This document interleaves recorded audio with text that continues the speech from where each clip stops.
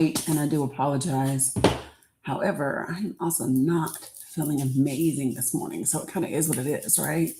Good morning, Willie Smith. I forget the other person whose name popped up. What's up, David? What's up? Find out. How is everybody? Glad to see you guys rocking in here. I am going to multitask at first because I got stuff that I have to do. Good morning, Melinda. How are you? Hopefully you are doing well. What's up, Conchita? Hey, Sir Doris. Sirdaris. I don't know how you say your name, but hello, hello, hello. Know that I tried and didn't mean any ill will. Good morning, Farah. Thanks for sharing. Hey, Carrie. Good to see you as well. Folks, if you're joining me anywhere other than TikTok, please make sure that you say hi in the chat so that I can actually see that you've entered the room. Thankful Thursday. That's a good one, Conchita. Conchita, definitely.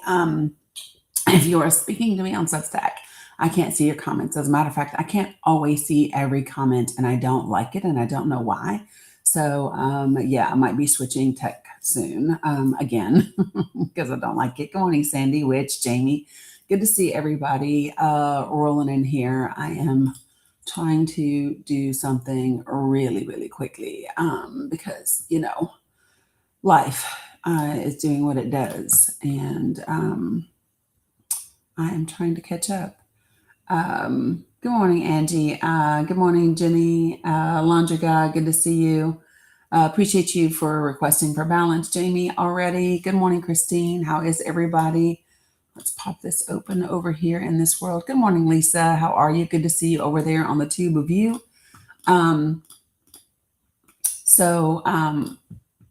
I need to, let me check this real quick. Oh, okay, that's me. I forgot I did something already. Imagine that. All right, so let's do a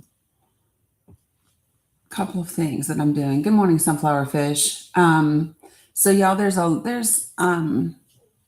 some glimmers. If you were with me last night when we watched the Roger Stone documentary, then you know that we were able to talk about a couple of glimmers that happened later in the day.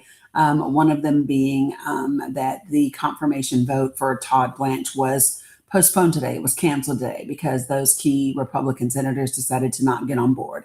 And I do want to talk about that because I am grateful that those Republican senators aren't getting on board and that they are standing their ground. I also wonder why it took 18 fucking months for Congress to do what Congress is supposed to do.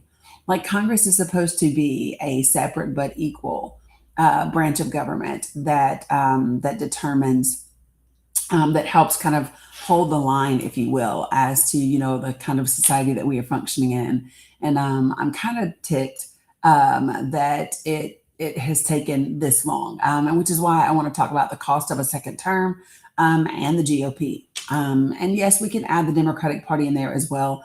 However, I think that we have to do it like in a way that is logical, in a way that makes sense, right? So if I want to talk about the cost of a second term, can I talk about the impact that the Democratic Party has had and where they could have done things better? Sure, I could. But that's also like watching a trauma victim come in from a massive, level 1 car wreck, and they've got a chest flail and a fractured skull and a ruptured spleen, and then you want to talk about the broken big toe that they also have. Like, that to me is the equivalent of having that conversation.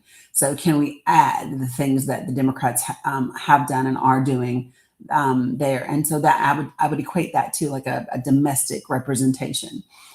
Foreign, globally speaking, we can add more. Sure, right? Sure. Sure. Then it kind of elevates things a little bit. But yes, I do want to talk about that. I want to talk about it for women. I want to talk about it for immigrants, Black and brown people as a whole, because it's just really important. And I woke up today feeling really kind of, ugh. I know that, and I don't like waking up feeling that way.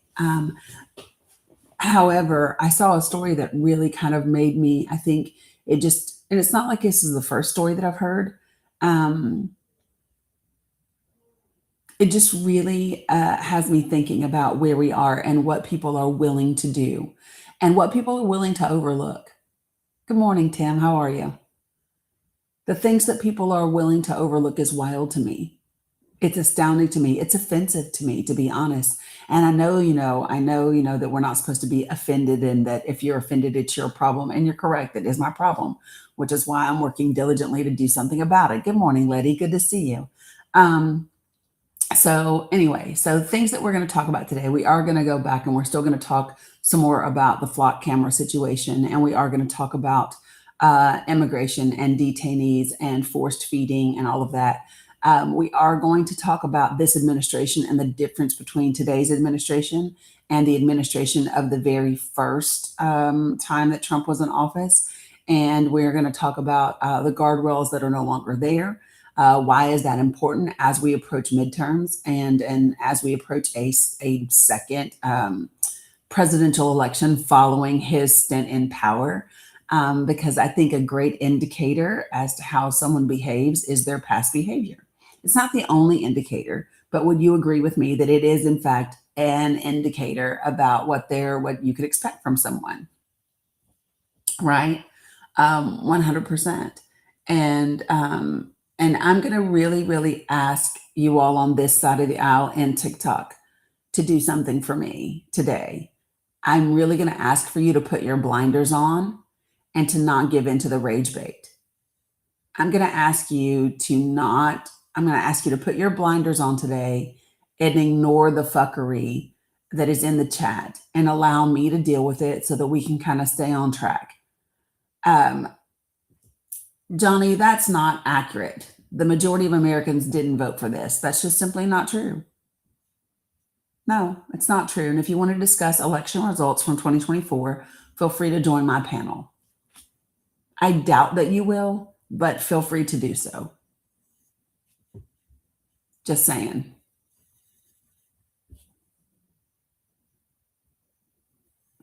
Good morning, Macaroni in House. So you know that the very first 30 minutes to an hour that I'm live, that is when you will get the most of the rage baiting and the most of the trolls. Because why? A lot of it is bots. A lot of it is bots. A lot of it is AI. Thank you, Sage. And so whenever I go live, that's what we get hit with first thing, right? So it's important for you to know that, understand that, and be smarter than the machine and not feed into it. They eventually die down, and we don't get a lot of that the remainder of the live, right? So again, it's really important, folks, that that you don't fall prey to that. All right, give me 1 second.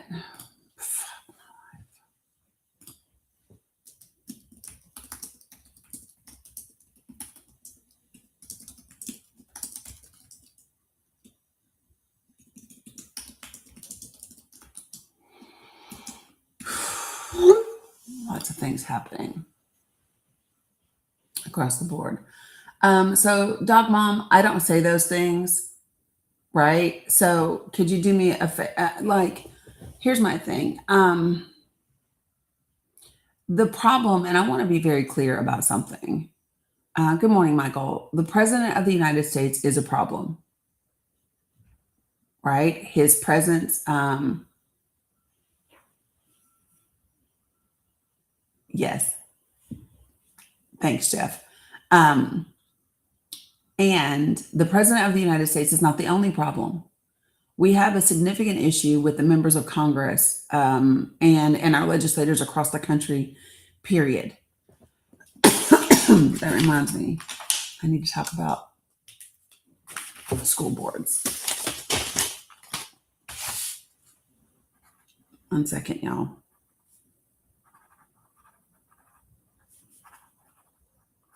I have to make myself notes to ensure that I cover the things that I desire to cover. So there has to be, the conversations must always be about the intersectionality of the issues that we have. Okay. And that is everything from the president to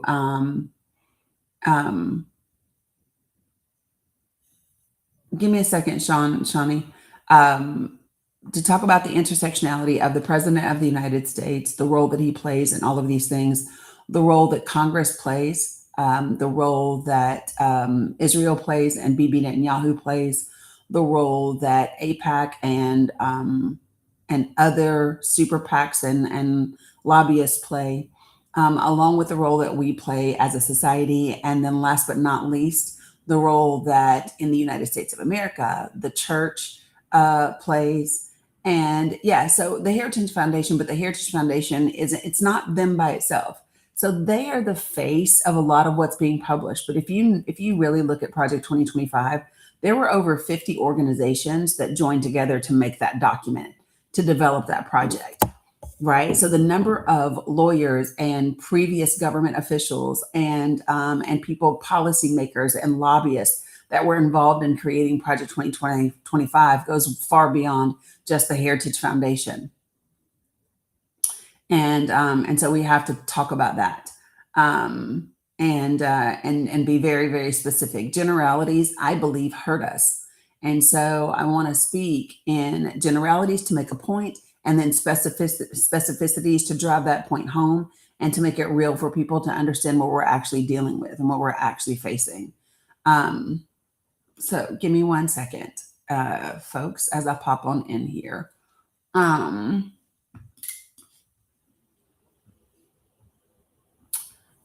am attempting to make sure that these kiddos are good and I am good and all the things.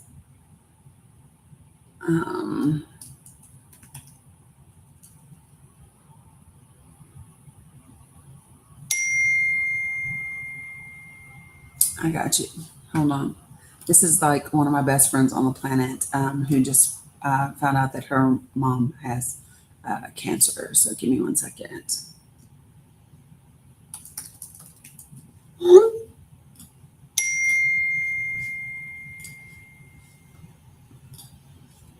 I figured that's what she would want.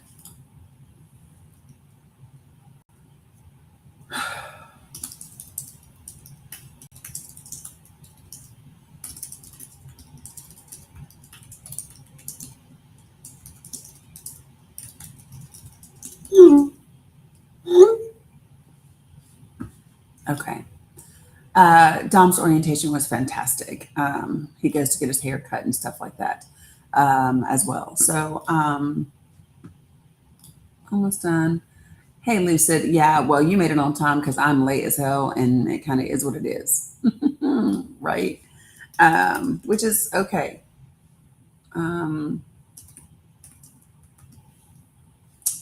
Good morning, Hershey Kiss. How are you? Okay, I got you. Okay.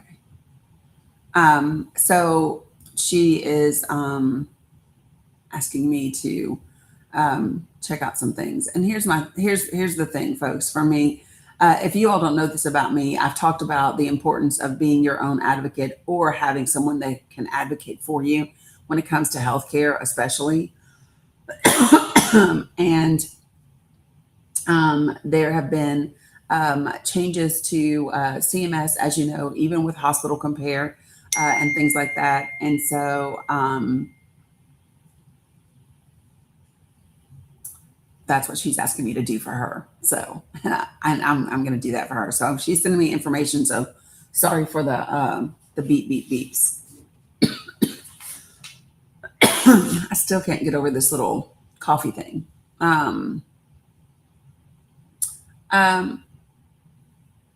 Well, good morning, Celtic. CMS, Centers for, did I say CMS?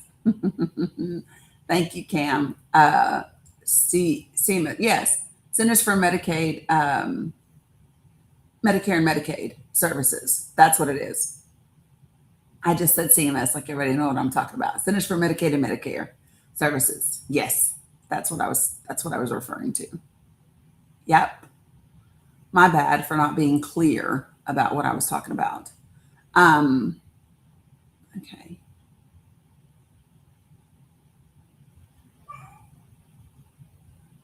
Are you meowing at me, Titan?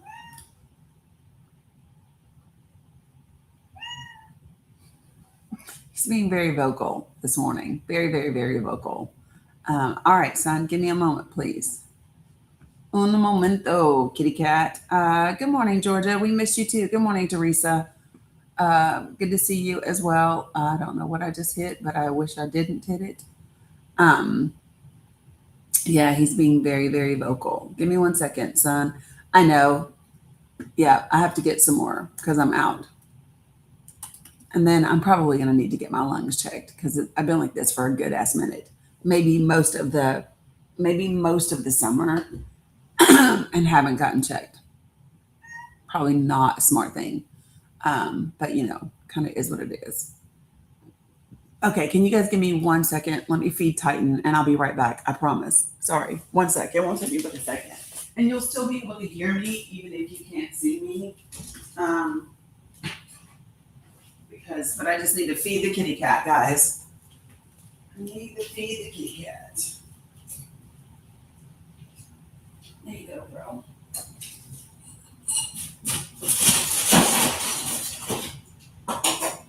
Okay. All right, I'm back. Okay. Yes, your mind's more patient than your three. Yeah, I don't know that I could do three. Maybe I could do three if I didn't have 3 grands, right? But I think having 3 grands and Titan, like that's my cap. I don't think I can add any more to that. So listen, folks, do me a favor. If you're new to me, put a one in the chat. I'm going to let you know kind of how I run things in this space as I get ready to open up the panel. Okay. So number one, I ask that folks be respectful.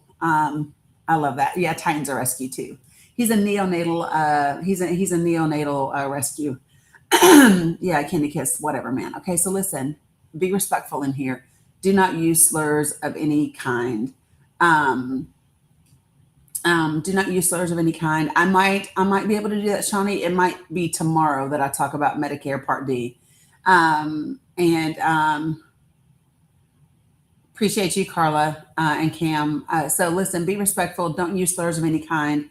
Don't spam my comments. In other words, don't say the same thing over and over and over again. And last but not least, do not type in all caps because all caps are reserved for my moderators and my folks that are vision impaired. I have people in this community with visual disabilities. So be respectful of those individuals and don't type in all caps. Got it? That's it. Other than that, we can have the most robust discussion ever. I'm just going to require those things of you. And if you don't provide them and I get tired of you not providing them, then I might return your energy. I try not to, and I usually don't, but sometimes I do. So just know that that's the space that we're in today. Okay. All right. Great. Stokes, where'd you go? I clicked to add you to the panel, and it doesn't look like you're there. So this is also another reason why I go over the guidelines before I open up the panel, is so that people know before they get on my panel how to behave. It doesn't always root out the fuckery, but a lot of times it does. What's up, Jay Nice? It doesn't always root it out, but a lot of times it does.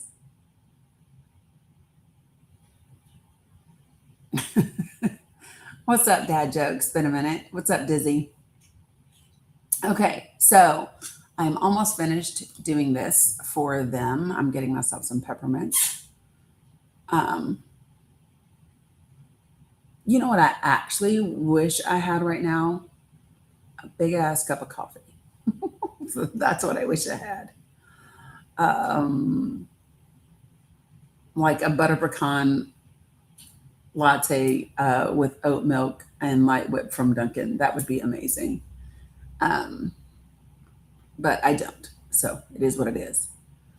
Yeah, I'm not going to get one right now, Mama Dukes. I literally have so much to do. I have this live with you all that is going to be approximately 3 to 4 hours long. And then I have to go pick up all the school supplies that I ordered and bought that they got ready for me. And then I have to take my daughter to the dentist. And then I have to go get the kids' shoes and whatever. And then I've got tonight, we have Project for the People meeting. And so before that, I've got to get graphics done. So I'm probably not going to go get the shoes for the kids until tomorrow.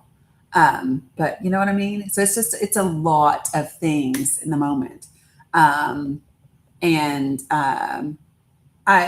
don't have it.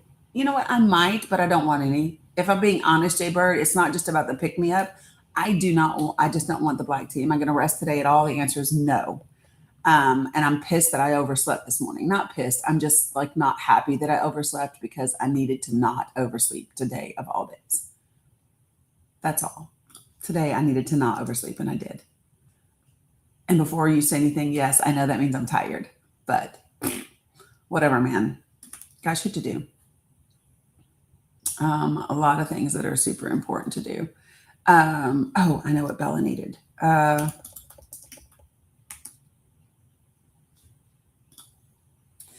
Yeah, Todd, I am. It's not always conducive with what I need to get done though. How about that?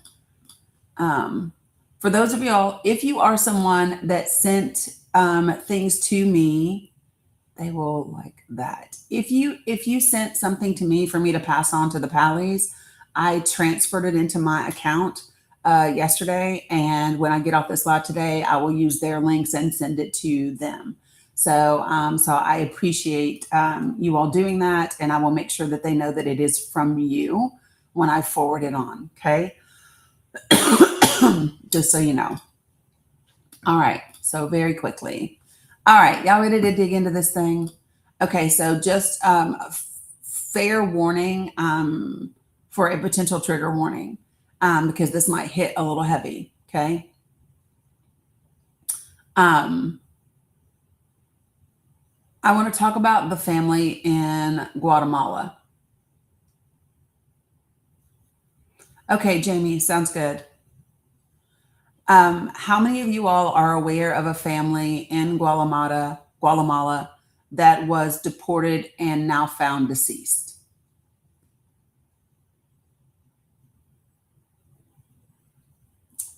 The 14-month-old baby survived. Most of you are, some are not. Okay, well, we're going to talk about it because I think that it's worth talking about. We absolutely should talk about it, right? And let me finish this real quick, and then we're good. I'm literally taking care of the kiddos while we do this really quickly. I need to do this and take this off.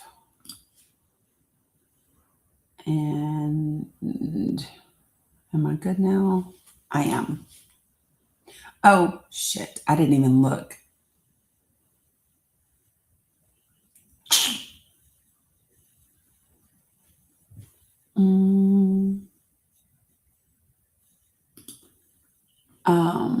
Hold on a second.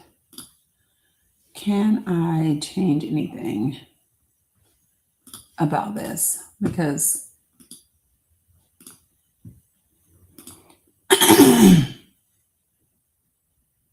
oh, well, that's decent. Okay. All right, I'm back. Okay, so I got you, Jamie. All right, so let me share this with you all, and let's talk about it a little bit because this, to me, is part of the cost of this second term. And I want us to talk about people and as human beings because I believe it to be incredibly important. Let me ask really quickly. Always My Grace, Dad Jokes, and Leonardo, did you mean to request up? Before I get into this story, did you all mean to request up to the panel? Always My Grace, Dad Jokes, and Leonardo. If you meant to request up, please put a heart in the chat for me.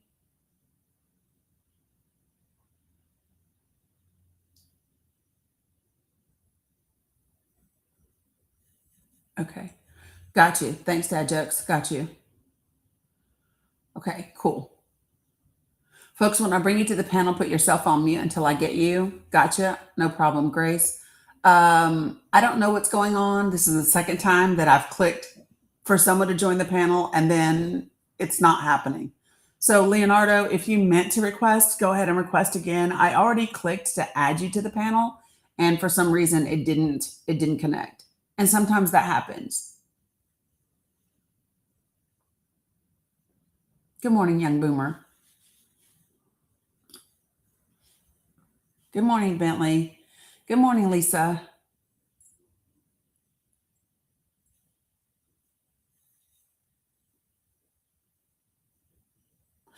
Um, no, Mama Duke's not when they're already in the queue. So like they're in the queue. So that means they've already requested. So all I have to do is accept. And that doesn't matter whether they have a private account or whether they don't. It only matters if they have a private account if I attempt to bring them in. Thanks, Indigo Willow. Appreciate you. What's up, Nwanda?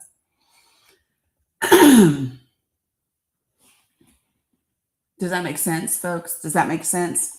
So over here on YouTube, Facebook, Substack, Twitch, how many of you all are familiar with this couple in Guatemala that was found deceased after the United States of America deported them? Good morning, Stacy. And the 1-year-old, I believe the baby was 14 months old, was actually found alive beside them crying. They were discovered with their hands tied behind their backs in a sugarcane field. So we're going to talk about that because this is a family that is now parents. These are parents that are deceased because we deported them, and so I want to talk about it. And I want to talk about deporting people, whether they are undocumented or illegal, or unauthorized or undocumented. I want to talk about that because they are not the same things. And then I want to also talk about like why. All right. So it looks like folks have started requesting, and I'm not sure if they mean it. Can somebody check showing Alta to see if that account is in the US and if they're requesting up for a reason? Redwood Dragon, did you mean to request up?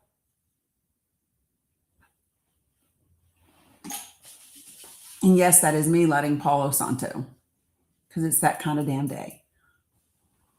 Hello, Shirley. Matter of fact, I'm just going to sit that right there and pull this forward.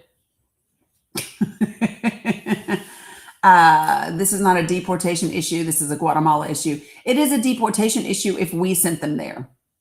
If we deported them and hey, happy girl. So it is. Hey, Rosalind, good to see you all as well. So it is. And so, yeah, me either. Thanks, Carla. So this is the thing that's really important. So let's just be clear about something. When you say this is not a deportation issue, this is a Guatemalan issue. So two things can be true.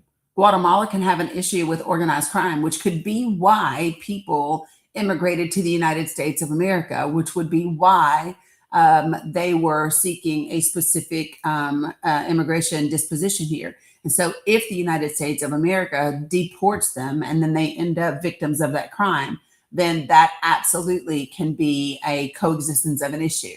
And what we don't do is diminish or negate one part of that issue and only focus on the other. And I understand that polarity is effective for some people, right? When you want to act like that these binary options and that are just how we have to talk about things, and I disagree, and I'm not going to talk about things from a binary or a specific issue. Well, no, Sophia, you can say that. Here's what I would say though: in the United States of America, our immigration process is my issue because I am a U.S. citizen. Therefore, I care, and I'm allowed to have an opinion and thoughts and votes when it comes to immigration in this country. Period. So here we go with the rest of the information. You ready? So a Guatemalan man who was deported from the United States and his wife, who later left the country voluntarily to join him, were found dead in a sugarcane field in southwestern Guatemala, authorities said on Tuesday. Their 1-year-old daughter was found alive beside their bodies. Nixon Giovanni Perez, 43 years old, and Glendy Mirasol Gonzalez, 25, were discovered with their hands tied behind their backs in a field outside of Redajulia, a city about 112 miles west of Guatemala City. And so this was just the other day. Yeah, you're discussing. I'm just saying. Guatemala's prosecutor's office said in a statement that the couple's infant daughter and their two other children were placed in the care of relatives. Local media reported that the couple had been reported missing the previous week. The deaths highlight the risks and challenges faced by some immigrants after deportation from the United States. The couple's troubles began last year when Perez and his brother were detained by immigration agents in Overland, Missouri, on their way to roofing jobs.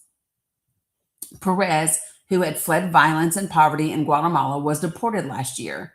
Gonzalez self-deported to Guatemala in recent weeks to join her husband. Representatives for U.S. Immigration and Customs Enforcement and Overland Police did not immediately respond to requests for comment. The Missouri's Worker Center said it will hold a vigil on Sunday for Perez and Gonzalez, who was a member of an immigrants' rights organizing committee of the workers group. Quote, Glenda came to our FORZA meetings 3 weeks after giving birth. She was working 2 jobs, bringing new members, showing up even as her world was being torn apart. In June, to protect her daughters and keep the rest of her family together, and fearing that she might lose custody of the girls, Glendy made the impossible decision to go back to Guatemala, even with an asylum court date set for 2027. Nearly 32,000 people have been deported to Guatemala in the first 6 months of 2026, according to UN data. That is a 47% increase from the same period last year. More than 90% of deportees were sent from the United States, and the rest were sent from Mexico. Guatemala's government, which attributes a wave of murders that spiked over the last week to organized crime, on Monday announced a plan to strengthen the country's security measures, right? This is going to be your opportunity, Fila. Your opportunity is to join the panel. And if you choose not to do that, I'll end up muting you because you're not actually like engaging in conversation. Great. I love that you joined. So good morning, Fila. What's your age for TikTok purposes? Oh, I'm 55. Okay, great. So at 55 years of age, do we acknowledge when we talk about issues that are happening on a national and a geopolitical perspective, that there are points of intersectionality where one singular thing is not the cause of an issue? Okay. I'm asking if you agree with that. Wait a minute. What do you mean is one singular thing is not the issue? What do you mean by that? I'm sorry, I didn't quite get what you said. Yeah. So what I said, because you said you're 55, correct? Yeah. Correct. Okay. So you and I are almost the same age. So my question to you is, at 55 years of age, do you agree that that we have if there's a singular event that has occurred, okay, that it is very rare that there is a singular issue or a singular cause or a singular contributing factor to that issue, right? And that there are multiple points where these things come together and oh my God, I've completely forgot the girls have orientation. Fuck my life. But these things kind of go together. So there's more than one thing, right? Yes, of course. Yes, there are multiple issues. Yes. Okay. Yes. So when we have conversations about these types of things, do you feel that it's productive to simply make a statement like, this is not our fault, this is such fault? Because when you do that, you're making a very binary choice statement that it either has to be the fault of the United States of America or the fault of Guatemala. When in fact, if we want to be honest about the conversation, right, there can be issues with Guatemala and their ability to handle organized crime. And at the very same time, there can be issues with our immigration policies, especially under the current administration. Can those things coexist, be true together, and all be contributing factors to the death of this couple? Well, to a certain point, I mean, come on, let's be fair here. I mean, we can't go around and patrol everyone. And that's not what I said. Why would you say that? I know Fila, hold on, stop it. Fila, wait. Why would you even say that? Well, why do you feel like we're responsible? No, stop for a moment. Listen. Okay. What did I say that said we should go around patrolling everyone? I didn't say that. So stop it. Well, you said that I didn't say that. No. Here's what I said. Okay. Here's what I said. And I'm going to require that you actually listen to what I said and not come out with these analogies that have zero to do with the conversation. What I said is that there is the existence of multiple contributing factors, right? And that to present them as if it's the fault of either this or the fault of either that, right, is not helpful because it's not accurate. But I feel like you're putting us on the top of those faults. That America's on the top. Share with me what I said, because I'm not responsible for your feelings. I want you to share with me what words. I want you to share with me what words I said that placed our responsibility at the top. Well, because you're using deportation as one of the major factors why these people lost their lives. No, I didn't. I acknowledge the deportation is how they ended up back there. And if I live in the United States of America and I am a U.S. citizen, I do not control, nor do I have any impact on the Guatemalan government, correct? Have you ever been to Guatemala? Listen to the question. Listen to the question. Nope, you're going to answer my question first. As an American citizen, right? I live in this country. I'm a U.S. citizen. Do I have any control or any impact in the Guatemalan government? Yes or no? No. No, I don't. So if I'm going to talk about an issue that has happened, and there are multiple factors of the issue, is it wise for me to focus on the part of the issue that is relevant to me and where I live? I think you're using multiple words here to kind of prove your case. No, I'm not. I'm asking you a question. That's what you're trying not to keep this very simple. Because it is very simple. Because it's not complicated. Your narrative, so it's not a narrative. No, it's not a narrative, Fila. Listen, it's not difficult. Here's the thing. If there is an issue that has happened, right? If there is an issue that has happened, okay? Yes. And there are multiple contributing issues. Is it wise that I focus on the part of the contributing issues that are relevant to me and my life and that I have the potential to have an impact on? Yes or no? Yeah, I guess so. Yeah. Okay, great. So when I talk about the impact of deportation and our immigration policies, specifically around how this couple ended up dead in Guatemala, I'm not attributing blame greater to one area or another. I'm literally addressing the part of the problem that is relevant to my country, acknowledging the other points of intersectionality. I just can't do anything about those other places. I know. I have my own theory as to why this happened. I saw it and it was disgusting what happened there, but it's something that's very common that happens in Guatemala and just about every part of Central America because of their problems with the gangs. Most of the gangs fled El Salvador because of Nayib Bukele's control, and they decided to migrate to Guatemala, Honduras, Nicaragua.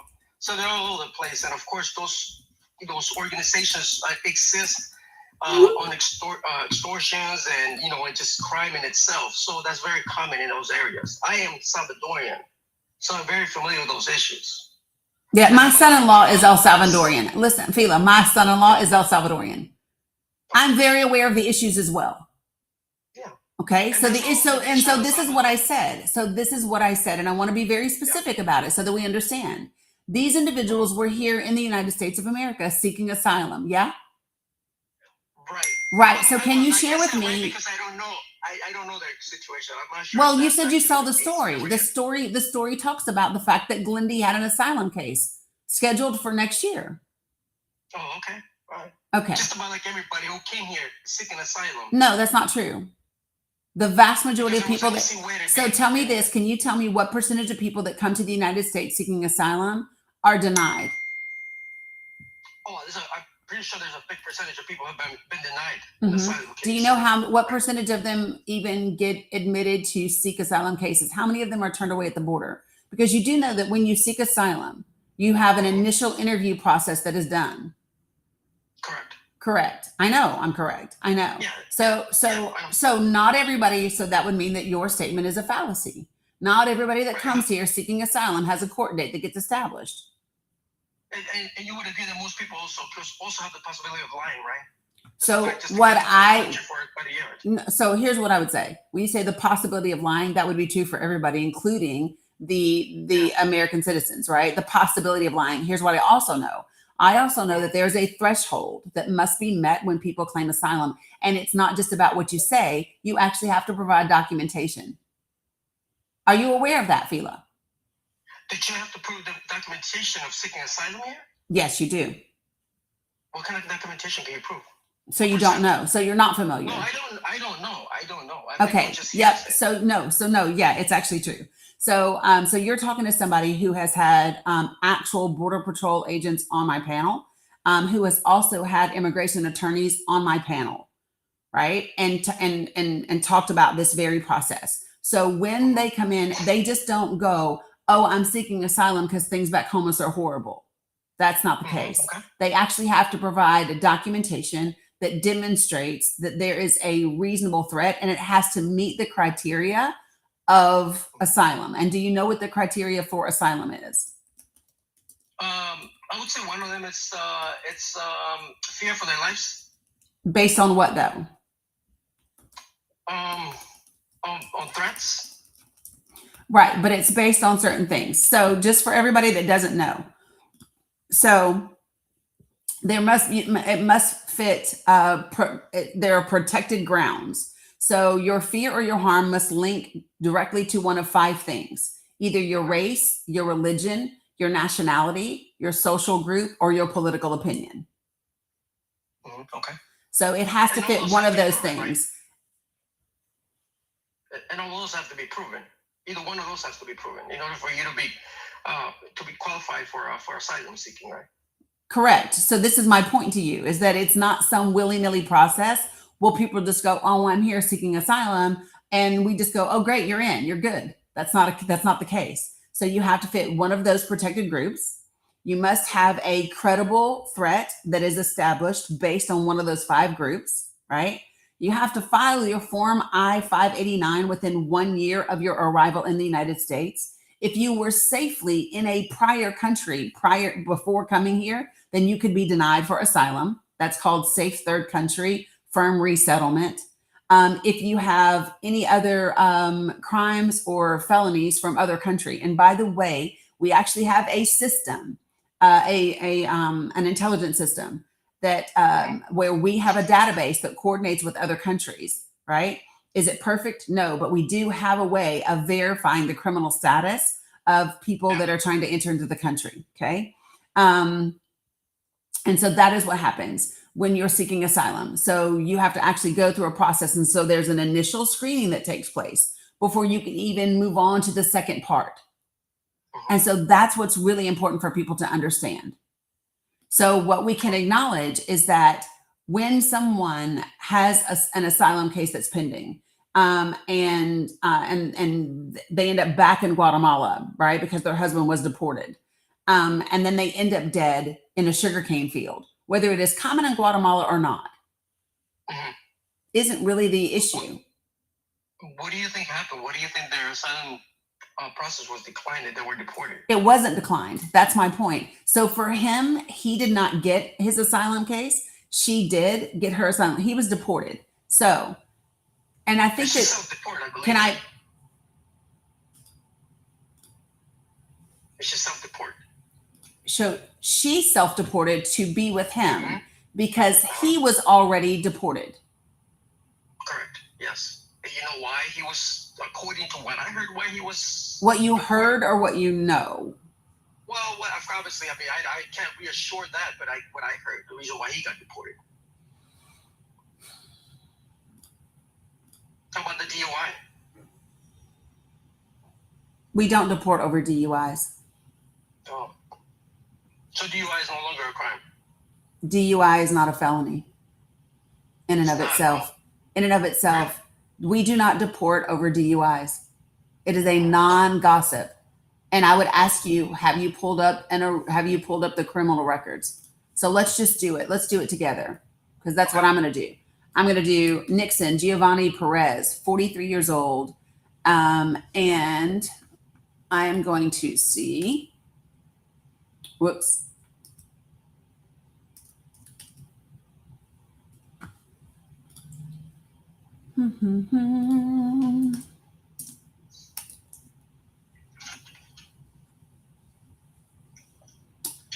theory of what happened to him and discussing. Yeah, but what I don't happened to do him. I heard no theories. story. And this is the Yeah, part that's really I know. important.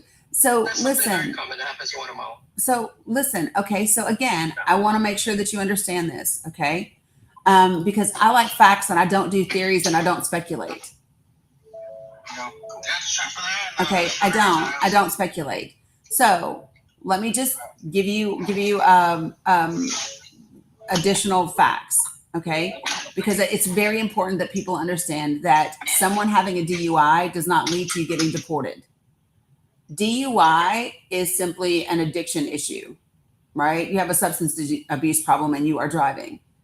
It is not a violent crime unless you actually unalive somebody, which there's no evidence of that. So whether or not he was convicted of a DUI is irrelevant to his deportation. What state was he arrested in? Or was he caught with DUI? So I think that matters, right? No. It doesn't matter. DUI is DUI everywhere. Yes. Oh, I have to look into it. Okay. Well, I mean, I have. He was in Missouri. Oh, okay. And they were driving to their jobs in April of 2025 in Overland, Missouri, when they were pulled over by ICE agents. They were told that there was no warrant for their arrest, but that they were being detained for lacking legal status.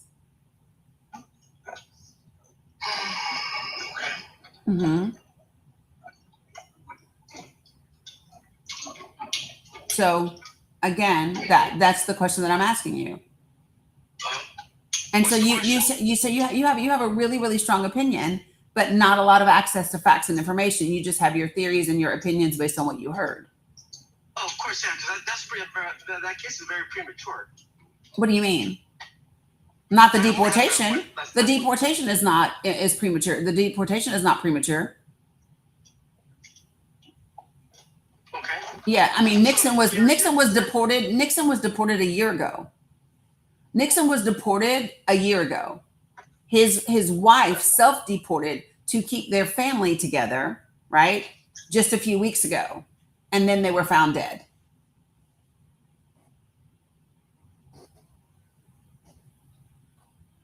So that's what we're discussing. And so and here's what I would say, Fila. You are literally making my case for me, because for you to say, so I want you all to understand something. For your perspective to be, it's very common for this to happen in Guatemala. You are making my case that means that it is a dangerous country from which they came to seek asylum because they feared dying. You're literally making the case for their immigration to the United States of America.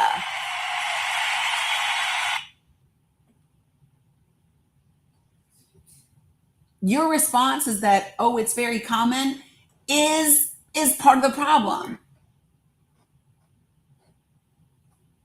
Yes. And so because we know that is why it's relevant that our immigration system. Do a better job with their security. What? Don't you think that Guatemala has more responsibility over something like this? They have to do a better job taking care of their citizens, providing for them, make sure those citizens. So, do I live in Guatemala, Fila? Fila, do I live in Guatemala? Why does it have to be a U.S. fault all the time? Like, that's what I don't get. So, Fila, the United States is responsible for our portion of the circumstances that happened. And so here's the reason why. The reason why is those people got to our country. They were participating in our society. They were working in our society. They were contributing in our society. They were a part of our communities. They were contributing to our GDP. We created conditions. We created a situation that we sent them back. We did that. That is why I am now focused on the United States of America. Had those individuals never come to the United States and they had always been in Guatemala and they had been killed by organized crime there, that would be horrific. And yes, Guatemala should absolutely do something about that. However, I would not be discussing it because they would have never been in the United States of America and been forced to leave.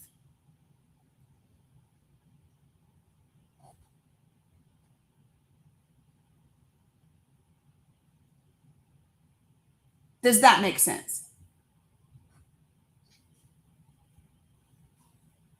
And we have deported nearly 32. They were getting into it.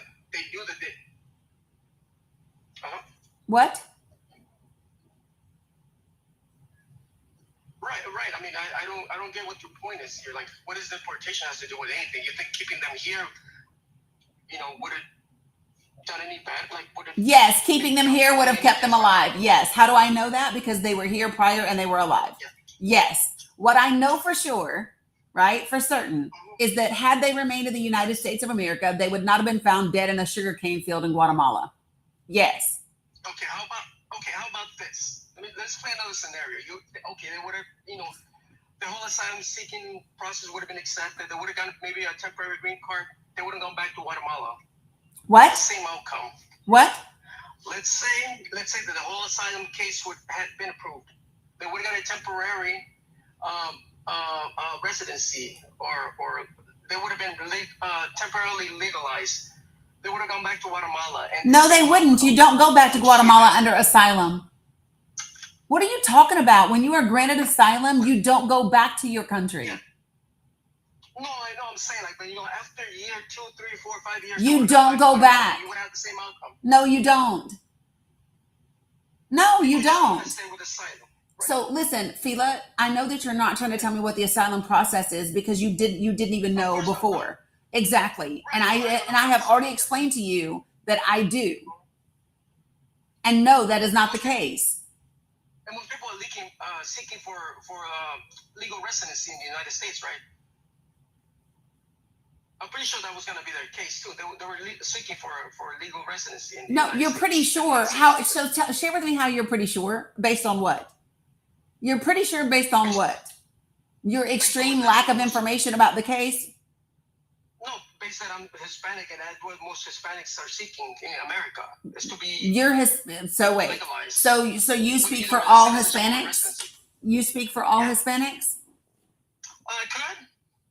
I don't think that you can. I'm Black and I don't speak for all Black people. I'm Black and I don't speak for all Black people. And I've already explained to you that my son-in-law is El Salvadorian. He doesn't speak for all Hispanics.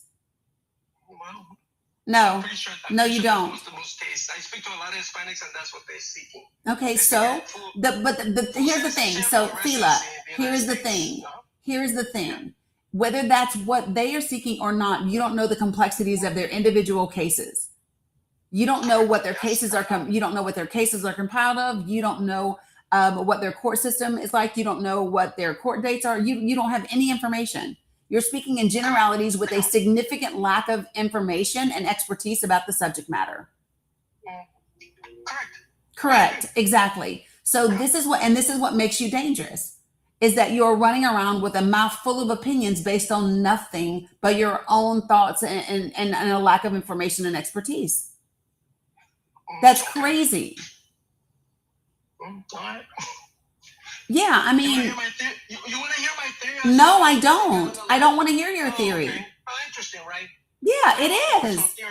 You are correct. I don't want to hear your theory because it's just based on your opinion. No, listen. So let me explain, Fila. Let me explain. I don't want to hear your theory because it's just theory. So, yeah, and let me share with you why. I'm going to be very specific. So when I want to listen to someone's theory, because there's all different types of theories. There are substantiated theories. There are evidence-based theories. There are theories based on expertise and empirical data. Your theory is based on none of that. Your theory is based on your common knowledge, right? And that's it. So no, I don't want to hear your theory because it's not relevant.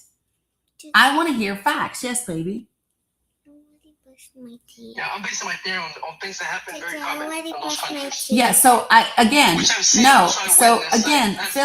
Fila, you don't, so listen, again, you keep want to talk about what's common in other countries, and I'm telling you that is why people have violent asylum claims. So what we are discussing is the immigration system in the United States of America that played a role about in this deportation of this country, this couple, and others. Yes, baby. Come around here so I can see you, please. Come around, Mila. Come right here so I can see you. One moment. Come here. Yes. Let me see.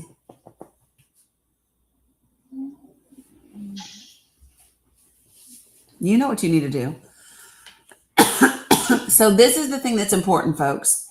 Everybody's entitled to their opinion. It doesn't mean, and I respect your right to have your own opinion or your own theory. It doesn't mean that I have to respect the opinion or the theory when it's not rooted in facts. And it's not. If your opinion, so like Fila, if you actually had any fact-based knowledge of this particular case or asylum seeking or the immigration process, then we could have a different conversation. And I would be more willing to listen to what your thoughts are around the possibilities of whatever. But the reality is, and I know that there are a lot of people on TikTok that do that. I know that there are a ton of people that just want to argue about what they think about a thing. I'm not doing that. That's a waste of time. I want to talk about the actual facts, right? And the facts are there is a case to be made for asylum seeking. Glenn D had an asylum court date set for next year, right? And she's self-deported to keep her family together because we already deported her husband last year. And we racially profiled them. That's all we did. I stopped them on their way to a roofing job. There were no warrants for their arrest. There were no warrants, right? And if there's no warrants and they haven't committed a crime, then they don't have the legal right to stop them. And the Constitution applies to everyone in this country. Correct. What? Yeah, I really have to look into the case as to why he was stopped. Did you just say that it's incorrect that the Constitution doesn't apply to everybody? No, of course not. No, the Constitution applies to everyone. Yes, it does. Correct. I'm a firm believer of the Constitution. Yeah. Right. So when ICE stopped them with no legal grounds and with no warrants, they violated his rights. They then detained him. They then deported him back to Guatemala, where he has now deceased. He has now died. See, that's kind of sketchy for me to, I hear that a lot, that ICE was just driving around, they just happen to pull somebody over. I never had ICE stop me, and I'm Hispanic. So? I have Hispanic family members. I have Hispanic family members that have been pulled over. You are not the representation of everyone Hispanic. Yeah, of course. Yeah, you're not. I know Hispanics that have been pulled over by ICE. Okay. Right. And let's say that's the case. Yeah. I mean, do they have any legal right to ask for documentation? No, they don't. If they choose to? No, they don't. They have to have a probable cause to pull you over, right? Correct. You have to have a warrant, and you have to have and probable cause mean you have to have committed a crime. Okay. Right. I don't know. Let me give you something. So when you say it hasn't happened to you, how familiar are you with the Kilmar Abrego Garcia case? Not 100%, but I got details from TikTok. I haven't really dug into it. I'm not much interested about his case. Well, why not? Because there's a component. So let me just share the reason why I'm asking you that, because there's a component of his case that is similar to the component of this case, and that's why I ask you that. Right? So in Kilmar Abrego Garcia's case, they showed up at Home Depot where they were waiting for work. Okay. So, and they were addressed simply because they were a group of 4 Hispanic men at Home Depot looking for work. Well, let me ask you something. What do you think immigration should operate? What do you mean? You think immigration should do an operation? What do you? Are they allowed to operate anywhere or conduct any immigration raids? Immigration has been operating for decades in this country. Correct. Right. But what they are doing today is not what they have historically done in this country. So they can operate raids. What they can't do is violate the rights of people. Okay. Mm-hmm. And what do you mean violate their rights? How? How so? Like I just said, stopping you without probable cause. Okay. I really have to look into ICE's requirements for detaining someone. Do you know?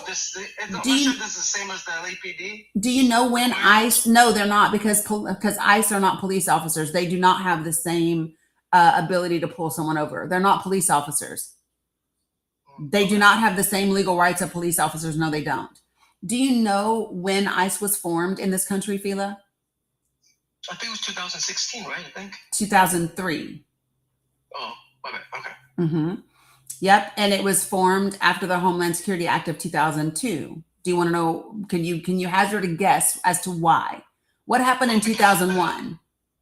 The Twin Towers, September 11, right? Correct. Yep. After 9/11. So we functioned as a society. Quite well with immigration before that. Let me ask you something. Out of the because today's numbers are estimated to be around 13 million. But in 2022, we definitively know for certain, according to the Department of Homeland Security, that we had approximately 11 million unauthorized immigrants in this country. 11 million. If you were going to guess, out of that 11 million, how many of them arrived here prior to 2010? I have no idea. To be honest. I have no idea. Okay, thanks for saying that. About 8.8 million of them. Only less than 3 million of them arrived after 2010. This story that there's this massive invasion of unauthorized immigrants in this country is not accurate. And it's not based on facts. Do you want to know where I got those numbers, Fila? I think the most accurate numbers you could get is from the census. Nope. Actually, you get it from the Department of Homeland Security. So when you look at, so let me show you, because a lot of people, especially folks that are unauthorized, they don't participate in the census because they don't want to be deported, right? So no, the census would not be accurate information. And not only that, a lot of Black people don't participate in the census because they have a lack of trust in the government, which continues to be an issue. So you can laugh. I'm telling you facts. So this is actually from, hold on, I'm finishing. So this is from the Department of Homeland Security. And these are the unauthorized immigrant population residing in the U.S. And this is 2022. This came out in 2024.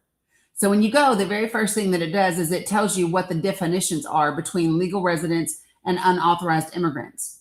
Unauthorized immigrants are anybody that doesn't have a legal permanent status in the U.S. So DACA, temporary protected status, refugees, asylum seekers, any of those people are called unauthorized immigrants because they do not have a legal permanent resident. If you're here on a visa, you still do not count because you do not have permanent lawful status. That's according to the Department of Homeland Security.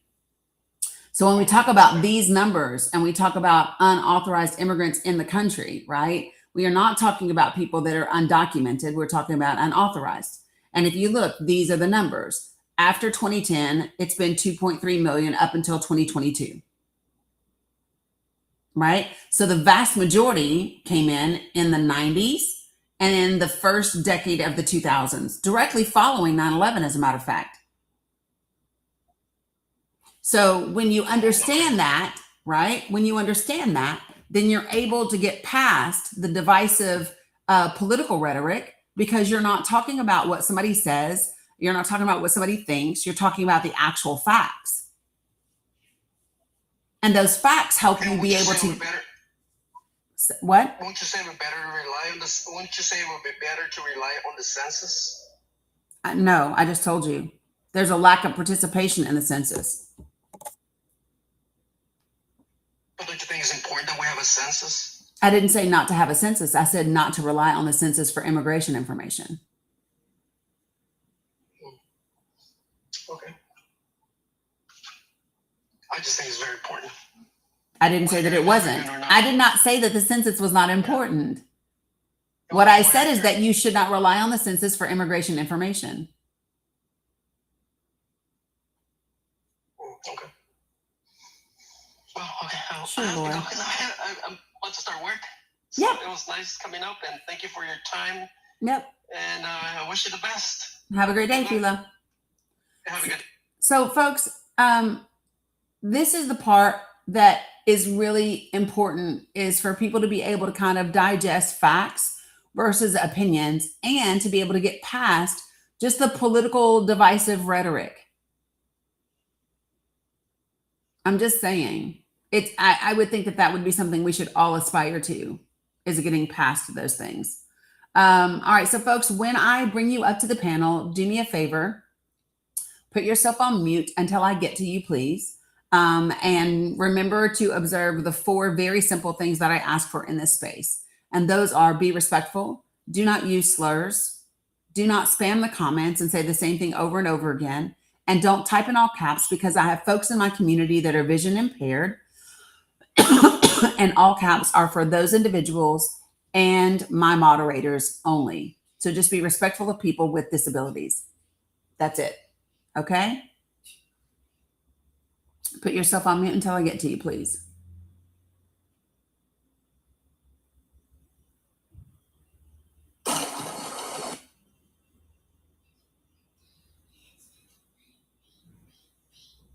So there were 2 other people that were in the request that I accepted your request, and then you went away. That's happened several times already today. So if you requested and then for whatever reason it didn't connect, just reconnect.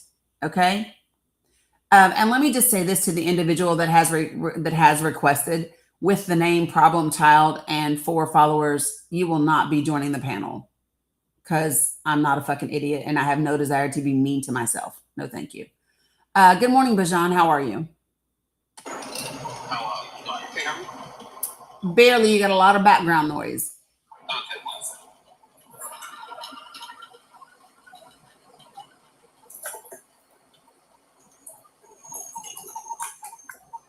All right, can you hear me now? Yeah. Okay, I just want to make a quick comment on the young man that you was talking to earlier regarding the whole Guatemala thing. Mm-hmm. A lot of people have this preconceived notion that these countries got to the condition they're in because of their own demise. If you look at the history of, and I don't know why people don't do a lot of research, look at the history of South America and look at the reason for the conditions of South America, how they got there. They got there because of the U.S. and the conditions that people are in today are because of that. If you look up the history of Guatemala, for example, and a group called United Food Group, while the Guatemalans wanted to take them out of the country, and what the United States State Department did to them when they wanted to kick United Food Group out and live off their own land, make money off their own land, because the people was living in poverty. The United States the State Department and CIA went in there and overthrew the government that was trying to give the people back the power to their land. So these countries didn't get to this state that they're in now and wanted to come here because of their own government. The United States went into those countries, destroyed those countries, and those people had to find a way out, and they came here. Yeah. So very briefly, what he's talking about is about United Food Company. United Fruit Company, which we look at for our bananas.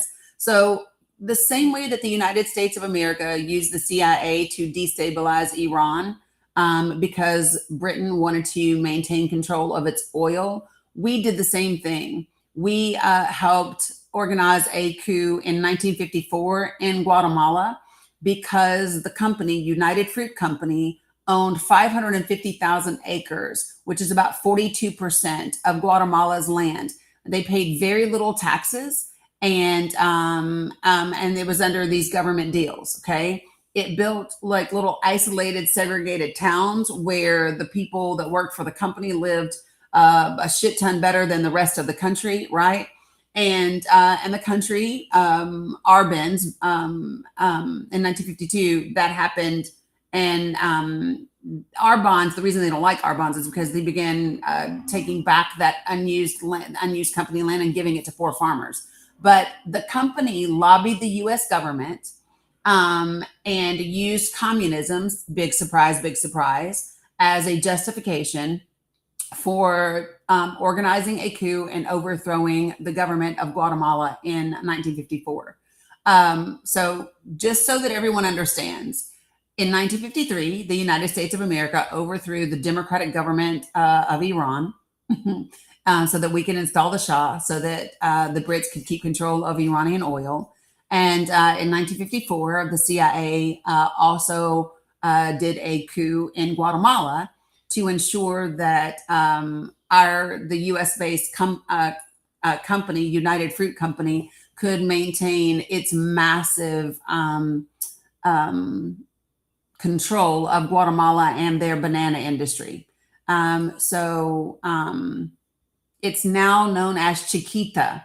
So Chiquita Brands International is the United Fruit Company that is responsible for the coup that we did in Guatemala, so that they could keep control of somebody else's resources. So Vajan is correct. Yeah, I just wanted to put that point out there because a lot of the people in this country have no clue how immigration works. They have no clue how I don't think critical thinking or looking back on history, you have a computer in your hand every day. You can look at these things and research these things and find out. And comments, you look at the history of the United States. They go into country, destroy the stabilization of the country, and then the people want to come here to get some type of, some not be in danger, and then they want to know why the people coming here. I'm like, it's the same playbook for every single country they go into. Yep, 100%. Yeah, he's accurate. And folks, so there's I'm trying to find it really quickly to see if I can locate it. But there's a quick little video. Maybe this is it. Let me see if I can. You're gonna have to listen over here, but if I can find it for you guys over here, then I will. I'll play it. So TikTok, you know how TikTok is about me playing videos. So give me a second, and let me share this with you. All right. So hold on. It started playing already. All right. So here we go. They once overthrew one of the most beloved presidents in Latin America. CIA once overthrew one of the most beloved presidents in Latin America. It all started with a banana company. Early 1950s, Guatemala was thriving with land reform, infrastructure, and a real chance to end poverty. But while the country was rising, one American corporation was quietly panicking. United Fruit Company controlled massive amounts of unused land. President Jacobo Arbenz wanted to return that land to the people. For the first time, farmers could dream of owning the soil they worked. This dream threatened U.S. corporate profits. United Fruit did not negotiate. They went straight to Washington. With heavy lobbying, they painted Arbenz as a communist threat, and the CIA launched Operation PB Success. In 1954, the CIA armed rebels ran psychological warfare and forced Arbenz to resign, ending Guatemala's democracy overnight. All to protect corporate interests, not national security. The coup pushed Guatemala into decades of military rule, civil conflict, and fear. A once prosperous nation was derailed for generations, showing how foreign influence can reshape the destiny of millions. This was not just history. It became a blueprint repeated across the world. Power, profit, and propaganda can topple nations. So that is just one of many videos that you can find on this here internet that explain what happened with United Fruit Company, now known as Chiquita Banana, and Guatemala. So it's the same way. So Operation PB Success is the same as Operation Ajax, which is the name of the CIA coup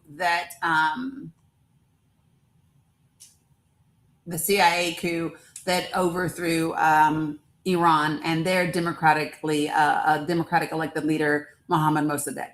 So thank you for adding that in, Bajan, because it's important. No problem. All right. No problem. Thank you for your platform. I watch you every day, so Oh. I just want to say thanks for bringing positive information and valid information out there. And you have a great day. Thank you. You too. Have a good one. So how do we know the video is true and not propaganda? Oh, because I can show you the CIA documents. Hold on one second. I got you.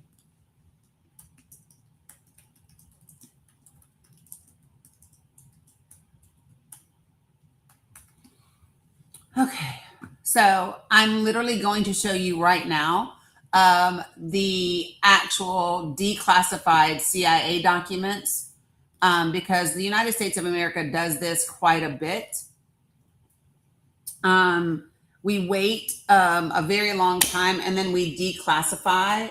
So we released these documents in 1997, just so you can see. So Operation PBS Success, I'm at CIA.gov reading room docs, right? So the website that I am on is literally the CIA's website. This is the document. It was released as sanitized, which means this is the view that they have provided for you to read. It's been cleaned to present it the way that they would like to present it, but this is the real deal.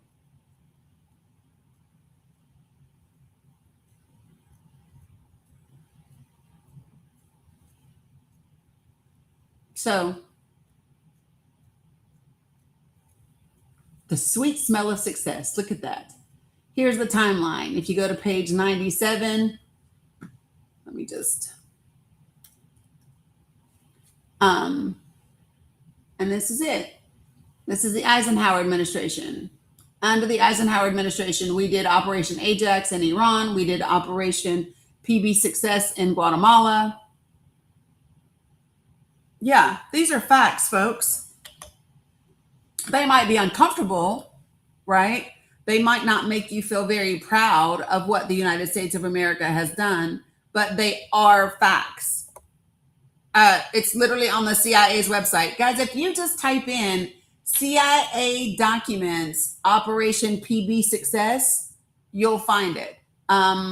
The one for Iran is already in my link tree. I will add this one to my link tree as well. Give me 1 second.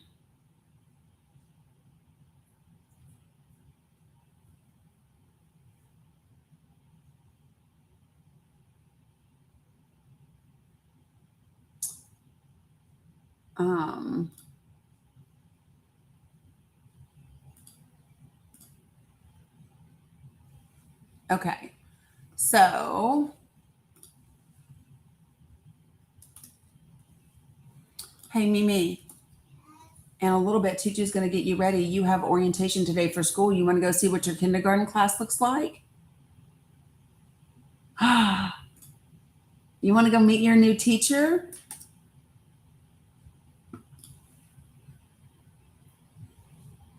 One second, folks.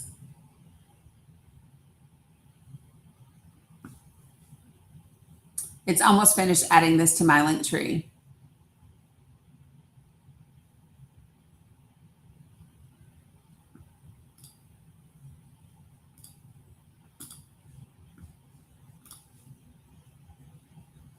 Yeah, today's not first day of school. It's just orientation. Yeah, she graduated pre-K and now starts kindergarten. So I'm going to add CIA Guatemala Q doc. And I will put this, so there's a whole section in my link tree around CIA documents. Here you go. I'm going to add this document with those other CIA documents. Give me 1 second. My link tree is pretty extensive, so it takes it a minute for me to move things around in here. I actually need to create a second one, I think. That's Iran. That's Epstein. That's the coup in Iran. So there's a section called U.S. interference in foreign governments. That section of my link tree, you will find a CIA document that was also released, which has the alleged assassination attempts of foreign governments by us. You will find another article, 10 times the U.S. government helped overthrow a foreign government. And then I just added the CIA Guatemala coup document to that as well. So those are all there in the link tree. Okay, so, all right.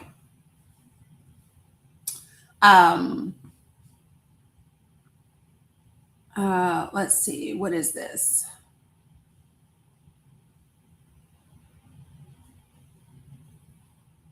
So,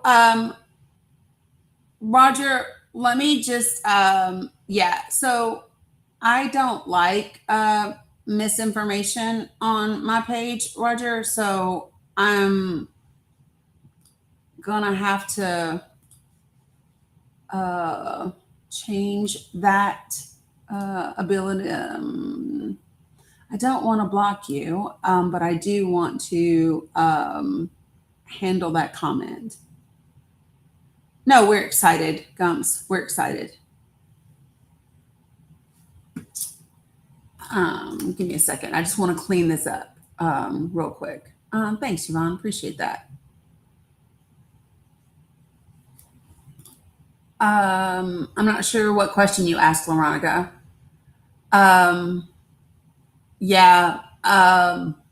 It depends on if my daughter is able to. How many coups has the U.S. completed? There's one article that's in there for you to review. It's more than 10. There's 10 in that one article, but it's more than 10.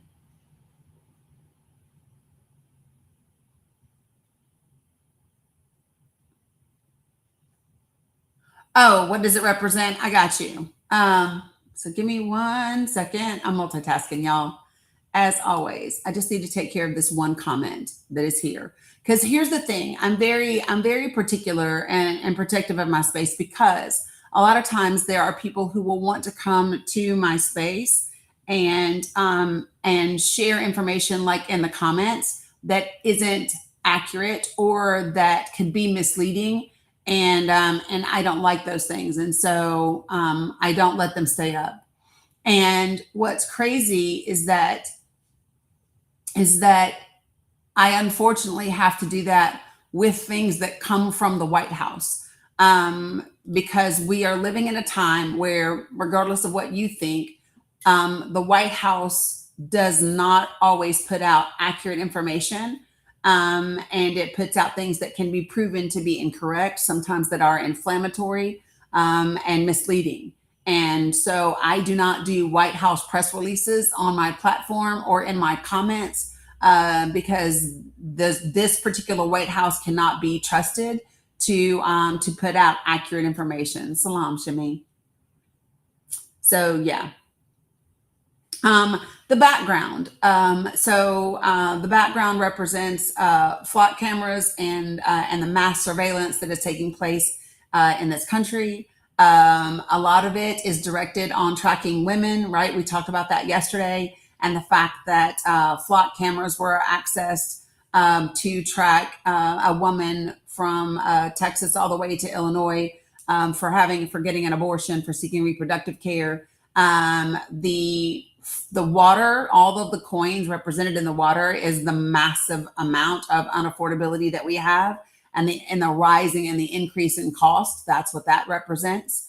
So yeah, a lot of symbolic imagery in here to represent the cost of a second term. So for me, this image reflects not all of it, but a good piece of the cost of what we are now experiencing for having a second term with Donald Trump and the GOP and the majority. So if you weren't with me yesterday, I shared with you all a story. And here's the thing that's the most alarming. So for whatever reason, I talked about Fauci yesterday. I can talk about Fauci again today. So give me just a second. So for whatever reason, all of this happened more than a year ago. Okay. All of this happened more than 1 year ago. Congress was aware. I covered it very extensively yesterday about the flock cameras and the woman in, yeah, I covered it yesterday. I'll go over it again for you guys. But yeah, so give me 1 second.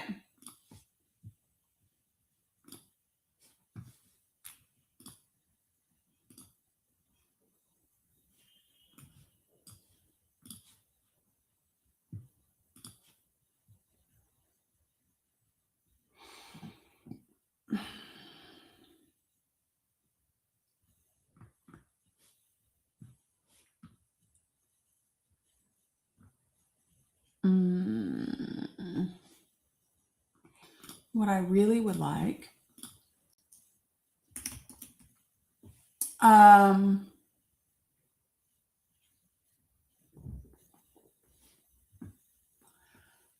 this was an article in The Guardian about flock cameras. And what I did yesterday, because I don't still have it up,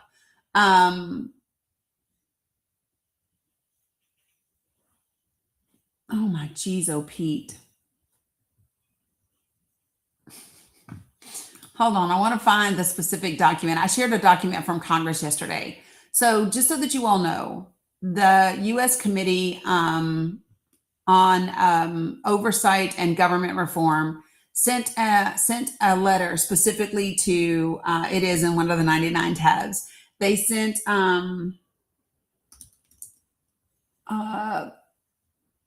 this is it. Okay, so I'm gonna read the government. I'm gonna read the government document. Okay. So listen, what's bothersome about this is that big people like Brian Tyler Cohen and all of these folks are just now talking about this when it happened a year ago. So the document that I'm reading is from Congress, the Committee on Oversight and Government Reform. It is dated August the 6th of 2025, and I'm going to show it to you again. Okay. I showed it yesterday, but it is part of today as well. So this letter is to Garrett Langley, who is the CEO of Flock Group in Atlanta. Their office is off of Howell Mill Road, and I'm telling you that because it's literally on this paper. And here's what it says. Dear Mr. Langley, we write regarding reports that federal and local law enforcement officials are using license plate reader technology operated by Flock Group to wrongly track and to potentially harm people in concerning violation of Americans' privacy, freedom, and civil liberties. Recently, local authorities in Texas reportedly used Flock's automatic license plate reader technology to conduct, yes, Jaybird, to conduct a nationwide search for a woman they claimed had a self-administered abortion in Texas. As part of this search, Texas law enforcement appears to have reviewed footage for more than 83,000 automatic license plate reader cameras, including cameras in Washington State and Illinois, where abortion is lawfully protected as a basic right. Tracking a woman across state lines for this purpose and allowing authorities in anti-abortion states to violate the freedom and privacy of people in states that protect abortion access is a gross misuse and abuse of surveillance technology, and could result in the prosecution of women who travel to seek necessary reproductive care. ICE agents have also reportedly used Flock camera to track immigrants, improperly accessing license plate data in states and localities with laws or ordinances in place that prohibit the use of their resources to assist with the arrest of law-abiding undocumented residents. Given the vast amount of data collection by Flock cameras and the enormous potential for abuse, it is critical that Flock, law enforcement entities, and state and local governments are transparent and accountable for how this sensitive data is accessed and by whom. Flock operates thousands of cameras across the country, which capture detailed data about license plates and vehicles. It does not just read your license plate.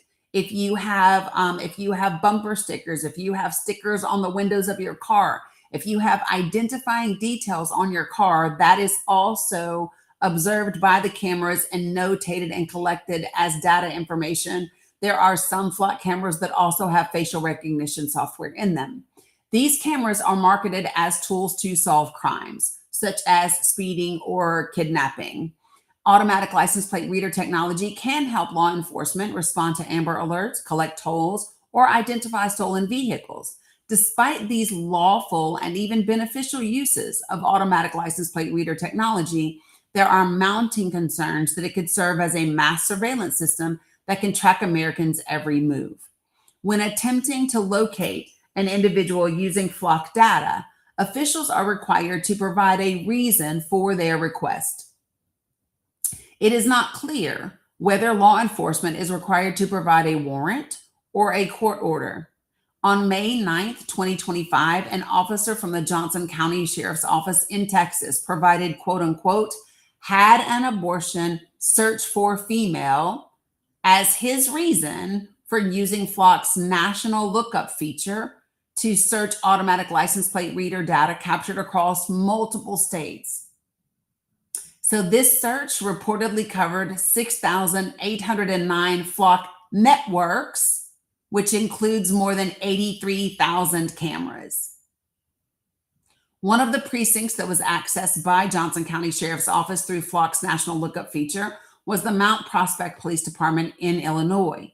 According to the Mount Prospect Police Department, it was not made aware prior to opting into the national lookup program that doing so would allow other law enforcement agencies who utilize the program to search the Mount Prospect data without a data sharing agreement. So in other words, they opt into a national lookup tool, but they did not have a data sharing agreement. And they were unaware that by opting in to use the tool, that meant there was an automatic data sharing. The Mount Prospect Police Department asserted that using Illinois data to track a woman who had accessed abortion care amounted to quote unquote misuse of its data, and has since opted out of the national lookup program and revoked out-of-state law enforcement. It might not have been in the fine print, Desi. That's the point, right? So we can't make an assumption that they didn't read the fine print. It might not have been in the fine print. Okay. And they have since opted out of the national lookup program and revoked out-of-state law enforcement access to the department's license plate reader data. Illinois Secretary of State Alexei Genealius has reportedly characterized this search through Illinois data as illegal. Illinois is one of the dozens of states that protects the right to access abortion care. States that have chosen to protect access to vital healthcare services should not be forced to aid other states in prosecuting people who access such care. Notably, individuals cannot choose. They cannot choose whether their license plate data is collected and scanned by Flock. This data is captured as individual members of the public go about their daily lives, traveling on public streets, and reportedly then becomes accessible to local officials from unrelated jurisdictions across the country. Members of the public are not informed, and they have no opportunity to opt out or protect their privacy. It appears that Flock is allowing its automated license plate reader technology to be used indiscriminately to track and collect personal data, infringing on individuals' privacy rights, and by allowing law enforcement to track and prosecute them for the simple act of accessing healthcare, exposing them to danger. There's more in this data. In this letter, it talks about logs that were obtained by 404 Media that describe approximately 4,000 immigration-related searches nationwide, including in Illinois, California, and Virginia. Some of the searches say things like quote-unquote ICE fugitive or CBP, raise the question of whether law enforcement agencies are using Flock's data system to pursue efforts, quote, beyond its original purpose of criminal investigations and locating missing persons, end quote. Because that was the stated original use of Flock's data. Now, what this committee did was they requested that the CEO of Flock respond back to them by August 20th of 2025, so almost 1 year ago. And Nope, that's different, J girl. When we are talking about Ring cameras, your phone cameras, or your television, you are now talking about surveillance technology like Pegasus. That is not the same thing as Flock. They are two separate Big Brother surveillance systems and technologies, but they are not the same. They are also a horrendous problem, but they are not the same thing. So what you could do is you could contact the Committee on Oversight and Government Reform, and you could submit a FOIA request, and you could ask for what information was provided to the committee by the CEO of Flock. You could ask if hearings, because there was a briefing that was supposed to happen by September the 8th. And so these are things that you can FOIA, that you can request, and to see kind of what's happening. So this letter, like I said, it was a year ago. The fact that it only has become public and widespread public awareness a year later is a problem. And I'll tell you, here's the other problem for me. One of the reasons I think it is a significant issue is, and because here's what, and this is just me making a personal assumption and observation. I believe that, or I won't say I believe. It is, to me, it is reasonable to believe that the only reason this particular piece of information is being pushed at this point in time and being raised to a national awareness is because we are 96 days away from the midterms. And that's they want to use it. And I don't know about you, but I am tired of seeing my rights and my existence in this country as a fucking political tool. I think that if members of Congress knew about this, they should have been screaming it from the fucking rooftops for the last year, not just in the last week. And this is, again, why I say it is imperative that we continue to have individuals that run for office to challenge the people that are the establishment. I am tired of seeing these issues used as a political agenda instead of being addressed as the real significant issue that they are. Exactly in the middle. I'm very sick of political theater.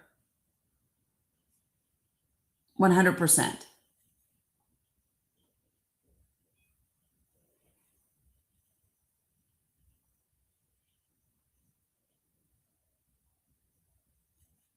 Give me 1 second. I'm just...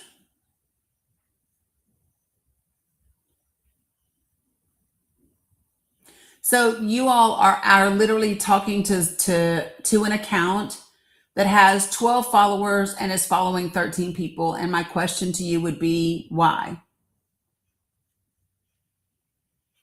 Why?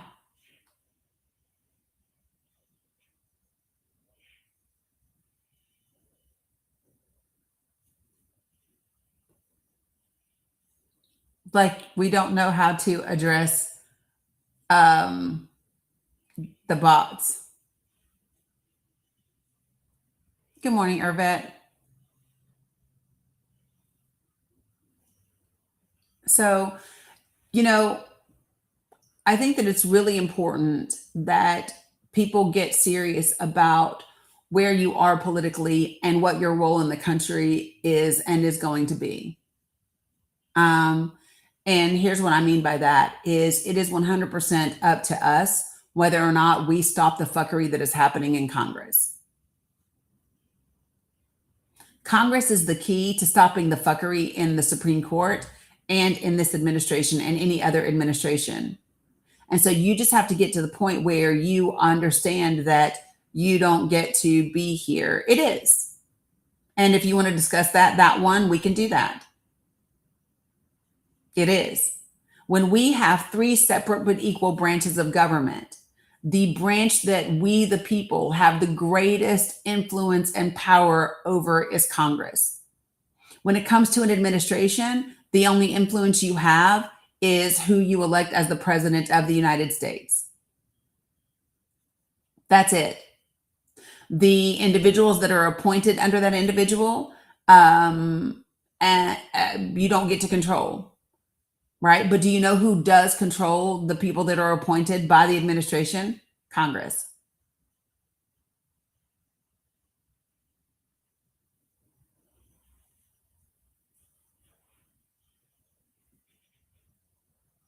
Yeah.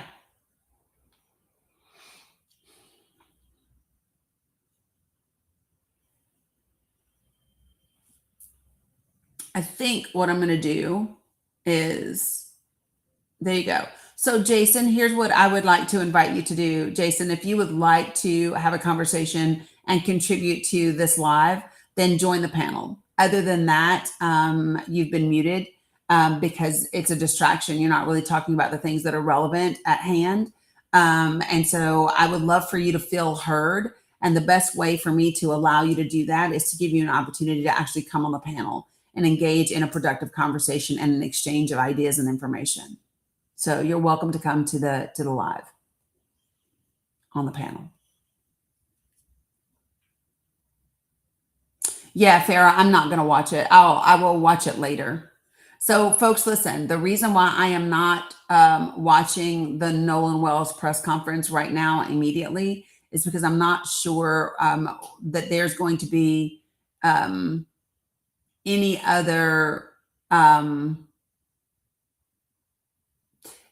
yeah, but that's not relevant. So Golden Star, number one, the individual that was deported to Guatemala wasn't from Texas at all, and did not have 3 DUIs.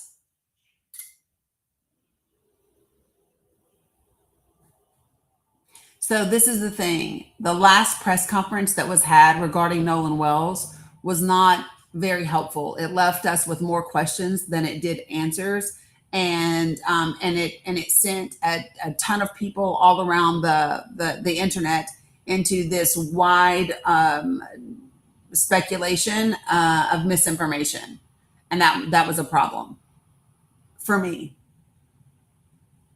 Who's holding the conference, the press conference, you guys?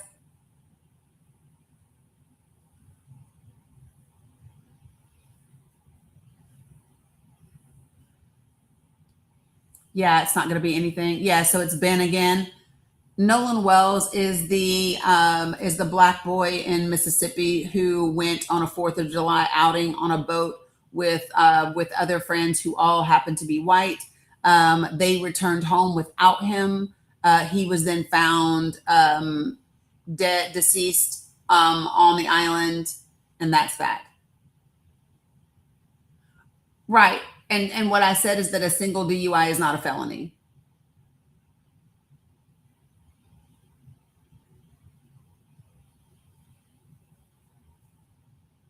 Yeah, I have too, Cam.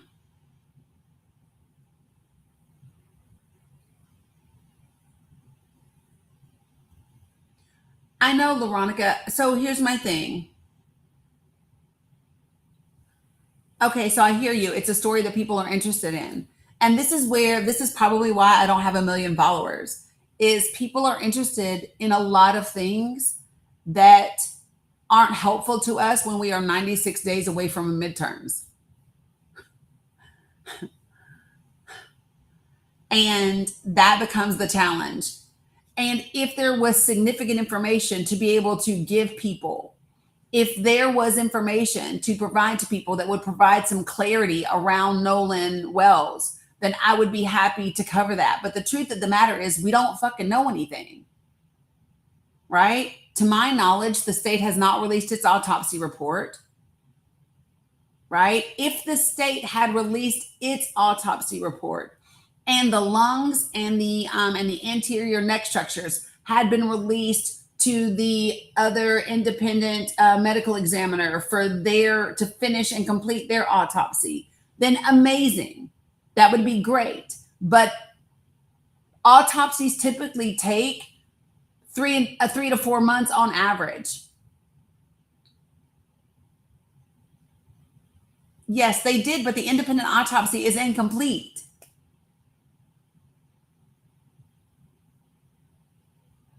And my thing, listen, folks,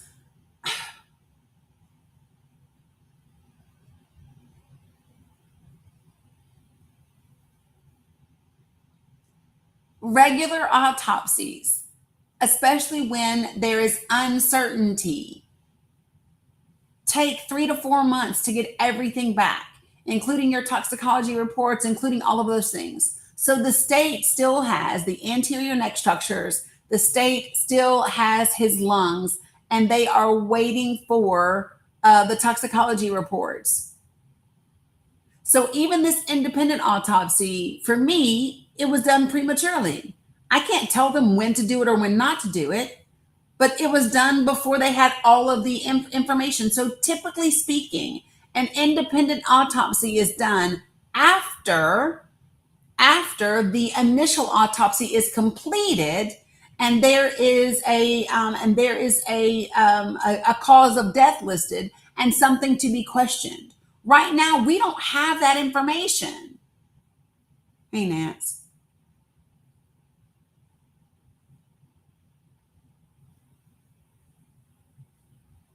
And to me, one of the most potentially harmful things that we have are issues that are important, right?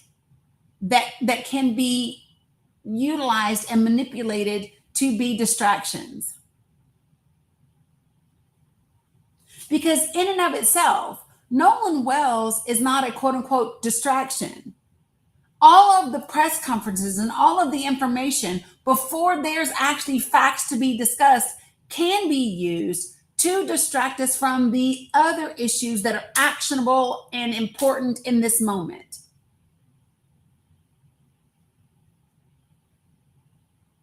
He is important. What has happened is important.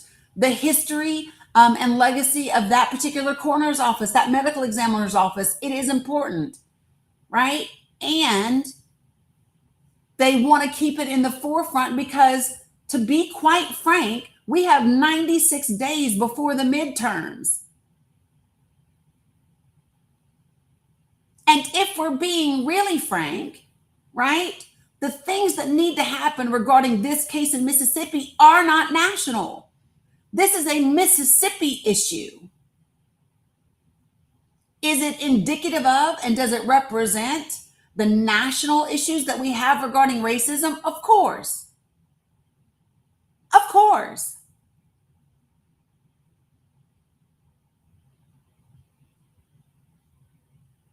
But if you do not think that there are people that are using this boy's death to distract people from the really significant issues that impact us, that have to do with this damn midterms, you're living in La La Land.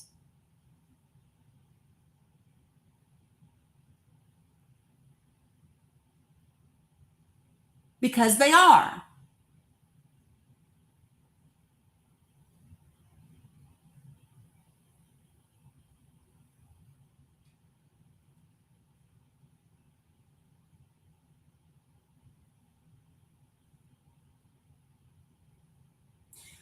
Listen, if you want to see something happen nationally regarding systemic racism in this country, then you might want to get serious about who you're voting for and who you're putting in office. If you want to see something happen nationally with regard to immigration or education and the schools that your children attend, you might want to get serious about elections.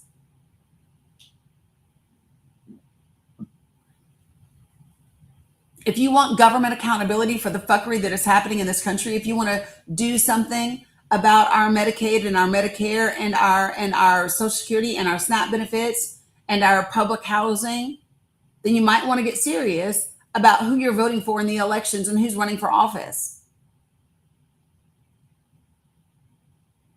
Because that's where your greatest ability to promote change exists. So, Michelle, I would love to talk to you. If you could join the panel for me. I sent you an invitation.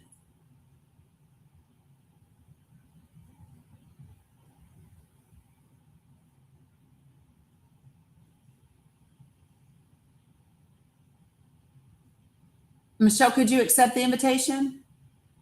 Appreciate you, Sharon, for becoming a guardian. Thank you. Those are always so beautiful. I love them. You don't do lives? But you're in a live. What do you mean you don't do lives? I'm not asking you to come on camera. What is the difference between you audibly having a conversation and you typing words in the chat? Can you share with me what the difference is between those things? Thanks, Tina. What's up, Gabe to Babe? Good morning, Tootie. Toodle. Sorry. It's easier to type, but it's more difficult to have a productive conversation. Right? So when you say it's easier to type, it's more difficult for everyone else to engage into a meaningful conversation.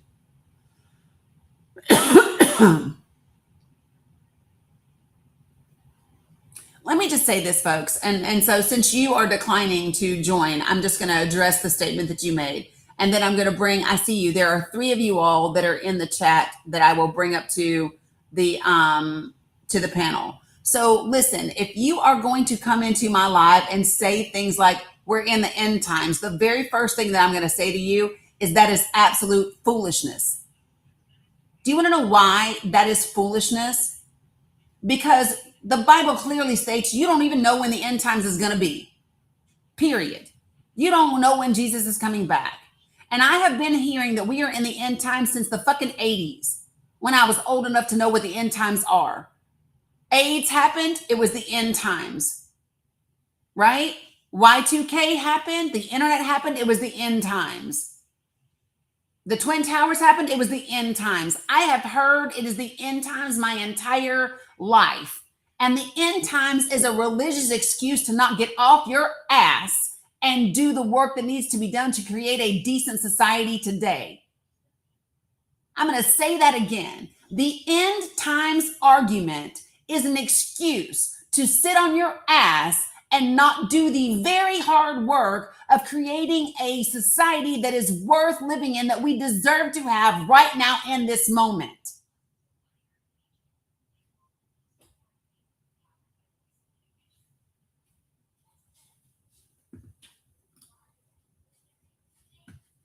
And it irritates me to see people use Christianity and use religion as an excuse to make people apathetic and make them check out while we live in the world that we are living in, when children and the elderly are hungry, when disabled people do not have access to healthcare and resources, when women are being tracked and monitored and dying when they don't need to because they have reproductive healthcare issues. It absolutely irritates me to my living soul.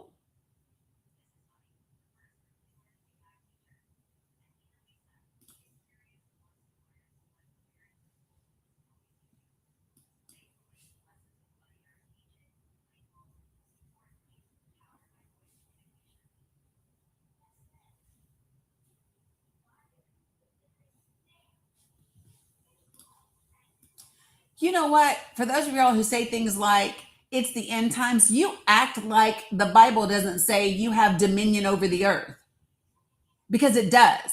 And so here's my question, since we're going to talk about scripture and we're going to talk about Christianity, and you're supposed to have dominion over the earth, tell me, what are you governing? What are you determining and dictating and creating on the earth that you have dominion over?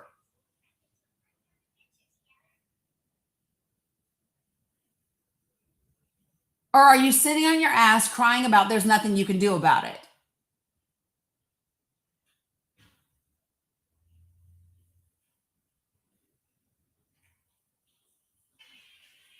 I asked her to, Cleo. She does not want to.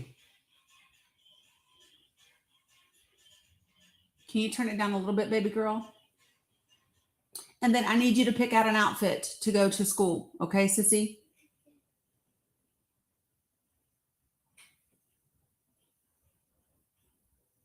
All right, folks, when I bring you up to the panel, put yourself on mute until I get to you, please.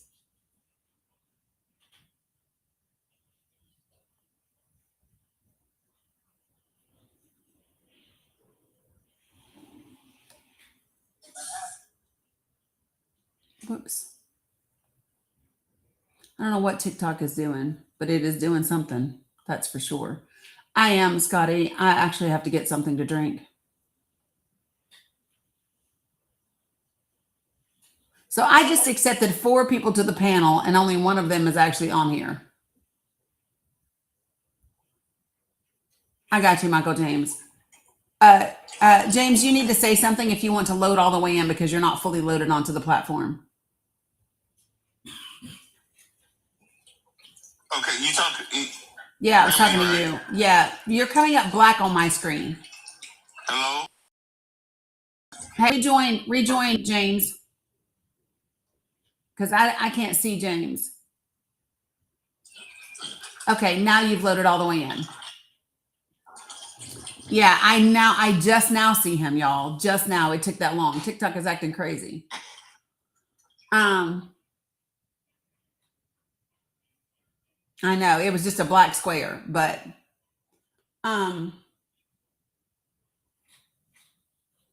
okay. James, you can come back.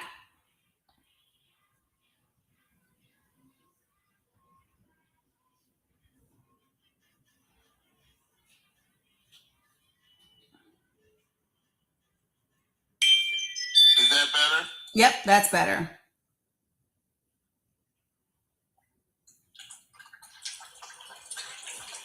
Yep. All right, James, what would you like to share?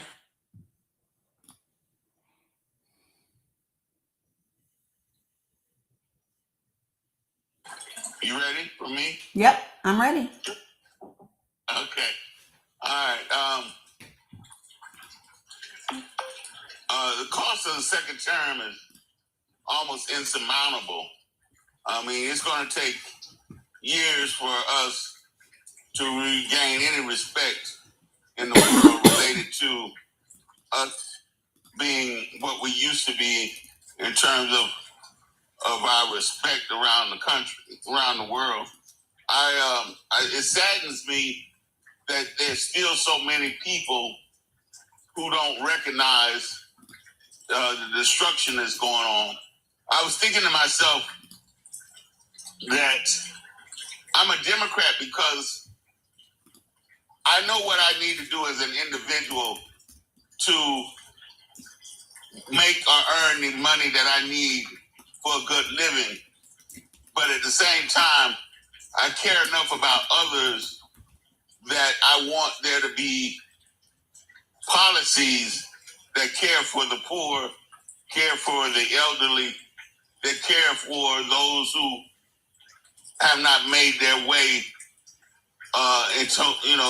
to benefit from the opportunities. So that's why I'm a Democrat. I recognize there are Republicans who think more individually, and that's their right. But it's so much that we deserve as citizens of the United States that we don't get. One of the things that boggles my mind is that I feel like there should be free education up until a bachelor's degree, which means that you would have an educated population. And then with free healthcare, you would have a healthy population that would pay taxes longer. So I don't see the downside of spending your money, tax money, on either of those things. And certainly when people say, well, when you give away something free, people don't work as hard. Well, the issue is we already have a system in place that we only pay for a person to take a class, and you can't keep retaking the same class on the government's dollar. So the Pell Grant, you can only take a course once and use Pell Grant funds. So I think there are policies you can put in place for people who don't do what they're supposed to when they're given the free opportunity for education. So, I just think the Democratic Party, like I wish Bernie Sanders had been younger. And had he been younger, I would have been more inclined to vote for Bernie Sanders and what he was fighting for. Every time I talk to you, I'm reminded of the lens through which you view people, right? And it's a very judgmental lens. And here's what I mean by that, James. So your use of the Pell Grant as an example of policies to put in place for people who, quote unquote, don't do what they're supposed to is wild to me, because you act as if the only reason someone might fail a class is because they didn't do what they were supposed to, and therefore they don't deserve a second opportunity. No, that's not what I meant. Can I? No, I was saying. Okay, go ahead. No, I was saying that some people suggest when you give away something free, people don't value it.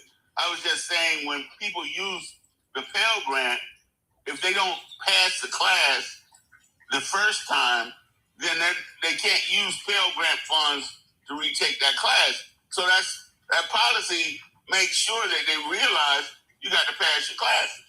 So no, I wasn't being. I mean, I used the Pell Grant when I was a college athlete, so I was on a scholarship. But there were times when I was able to get Pell Grant funds. So it's not that I think that only people. I think anybody who qualifies for the Pell Grant should use it. So I'm going to repeat what you said the first time, and I'm going to ask you this go around to not interrupt me, because I didn't interrupt you. Okay, I'm sorry. Okay. I'm sorry.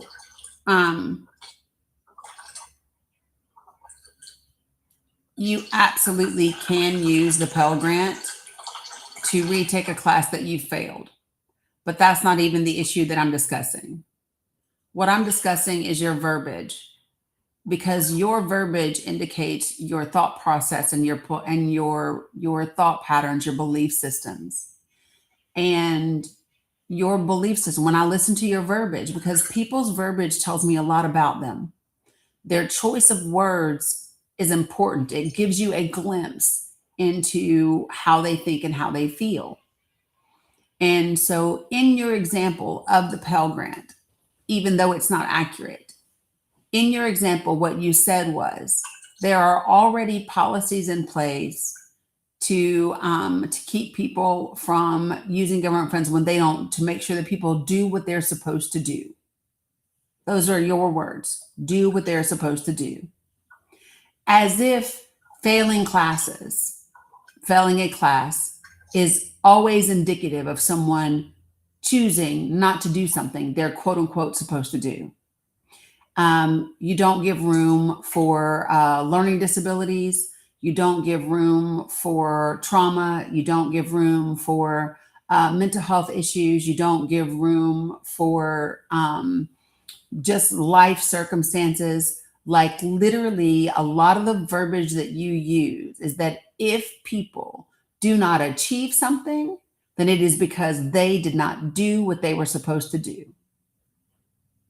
We had this discussion when we talked about the people that you have, quote unquote, let stay in your home and given help to, right? We've talked about that. You have a very, and I'm saying this based on the many conversations that you and I have had. You have a perspective that you view people through. The lens through which you view people's performance is based on this expectation that you have.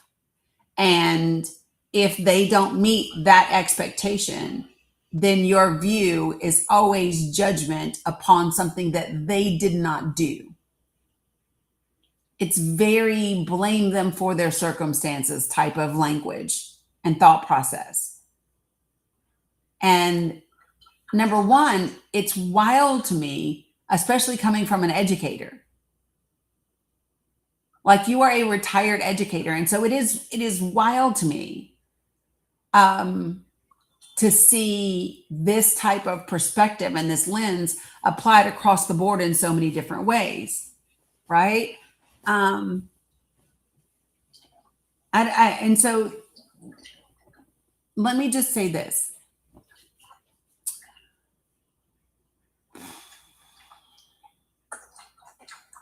There is enough money in this country and in the world that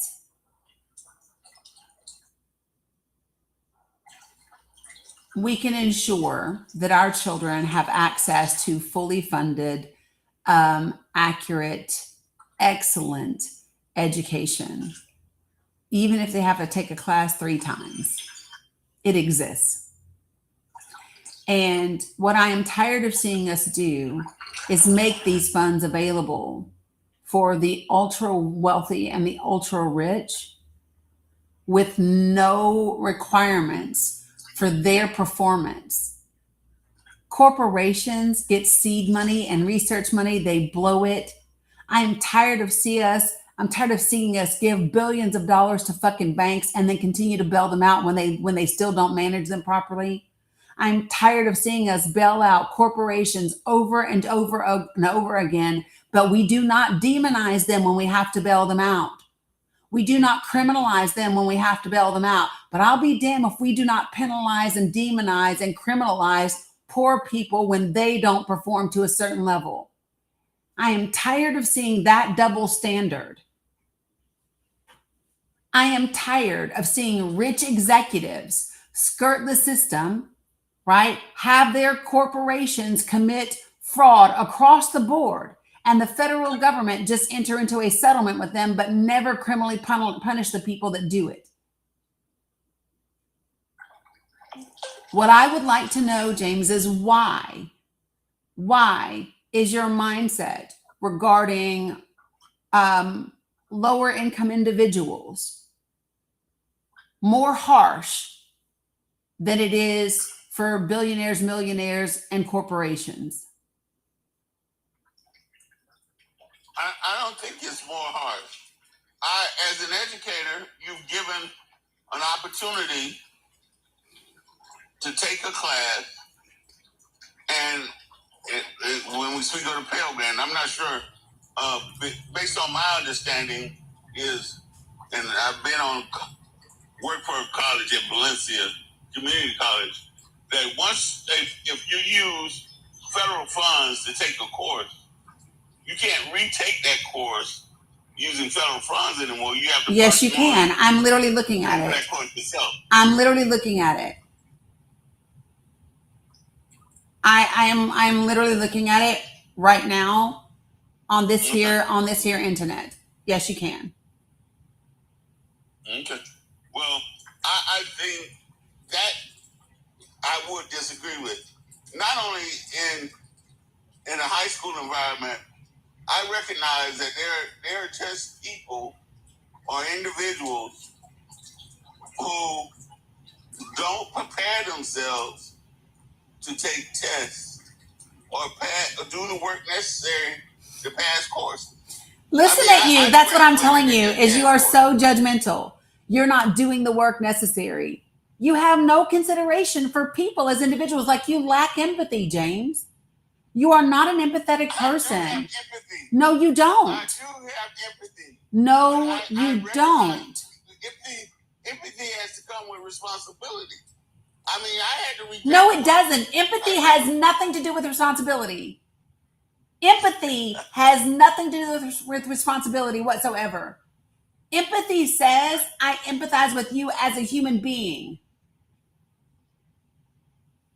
And this is the crazy thing. You only give people consideration if they meet your expectation. That's it. If people do not meet your expectation, then you do not have empathy for them. They don't deserve that. They don't deserve that opportunity. That is not empathy. It is the exact opposite of that. You do not have empathy, James. Well, I humbly disagree. I do have empathy for people, but I'm not going to handicap. See, there you go. No, I told you this before. James, I told you this before. James, I told you. James, hold on for a second. Time out. I told you this before. The last time we talked about you helping people, okay. I asked you to stop helping people because your help is always conditional. It is. And you always laugh when it's not funny. I've told you that your help is hurtful to Because people. I do.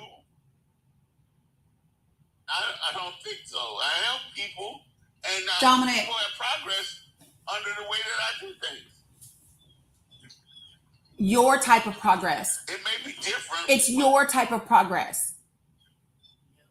It's based on what you think it is. Can you get the groceries? Mila, will you help Dominic, baby? Is what you think it is. It's your type of progress. It's your type of success. It's your type of everything. It's not about the people. It's about what you believe they ought to be, rather than just who they are. Then I can't handicap people. So what I said to you is very clear. Stop helping people. People have to get rid of their crutches. Really? Did Jesus? Okay, so do you have one chance to get salvation, James, or no? No, but you still have Show to me take where in the practice. Bible Jesus You can't said, get the same I thing. want you to show me where in the Bible Jesus said that there is a specific number of times that you should help people. I would like for you to show me where Jesus said, limit your help to people.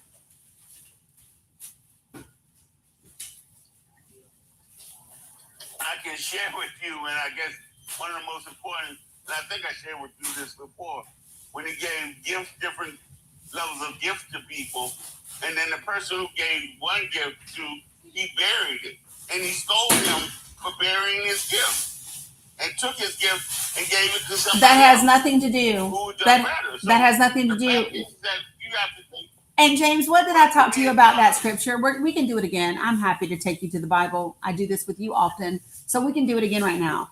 All right, so let's talk about that, because I'm going to do it, because you and I covered this. What did I tell you last time you brought up this scripture? I don't remember verbatim. Right, because you don't listen. But clearly he buried his gift, and God scolded him for burying his gift.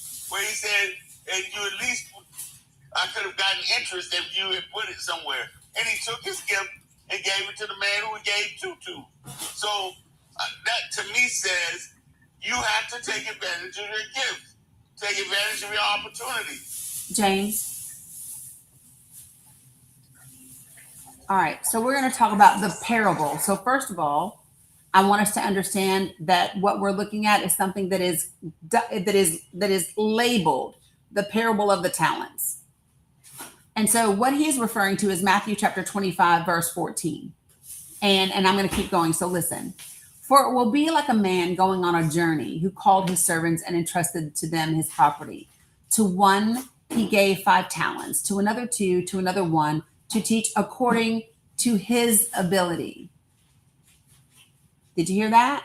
That's the first thing that's important in this scripture, is according to his or her ability, according to their individual ability, understanding that the abilities of people are not the same. And then he went away. He who had received the 5 talents went at once and traded them, and he made 5 talents more, because that was his ability. So he also, who had the 2 talents, made 2 talents more, because that was his ability. But he who had received the 1 talent went and dug in the ground, and he hid his master's money. And now, after a long time, the master of those servants, and I also want to be clear the context of this parable, we are talking about enslaved individuals and slave holders.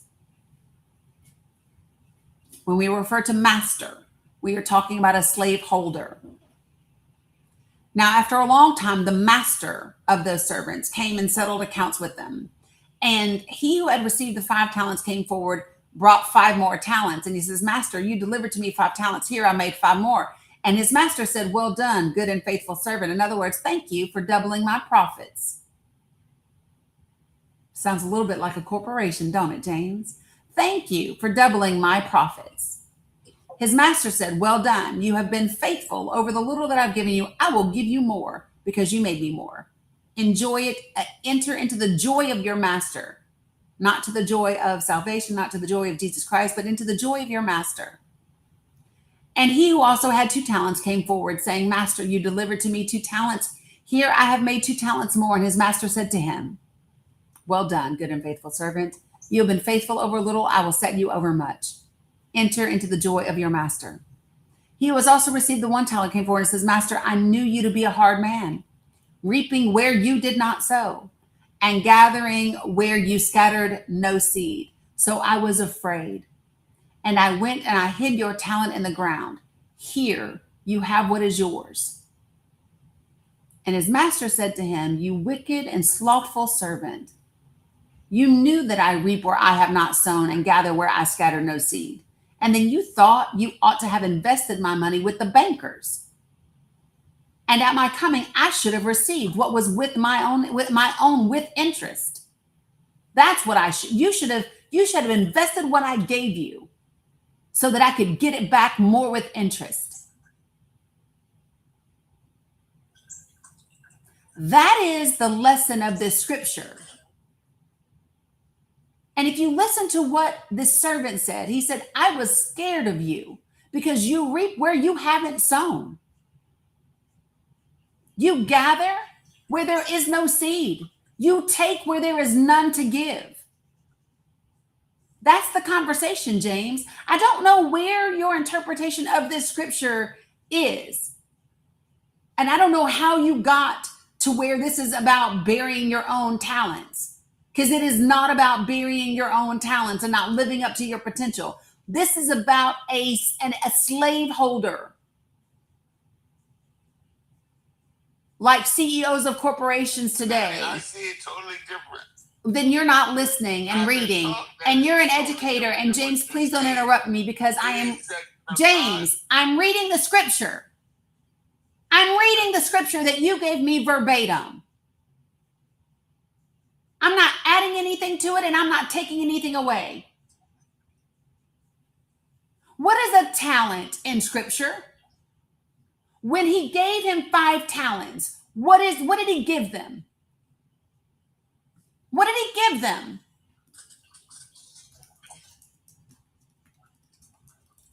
What he gave them had value and worth, just like God gives A talent is money. He gives us gifts.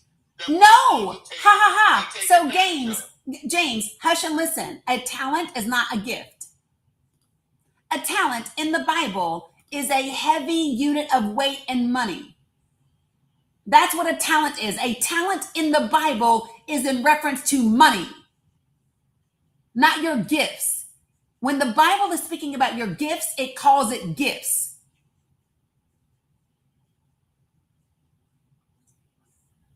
A talent is money only. It is not a gift.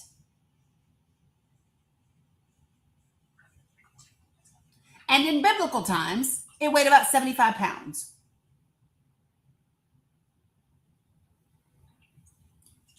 It was measured in gold or silver.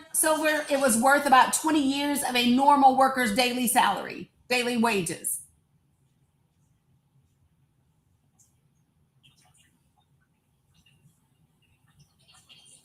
Crazy work. Crazy work.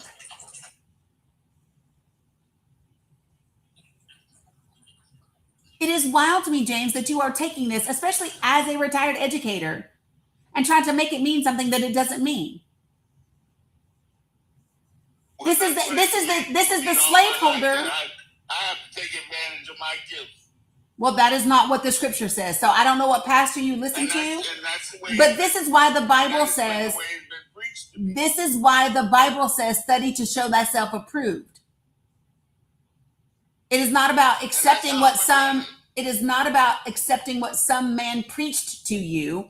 It is about studying to show thyself approved. And it would have taken literally 10 minutes. That is also how I read it. So nowhere in this scripture, That's the way I've interpreted. nowhere in this.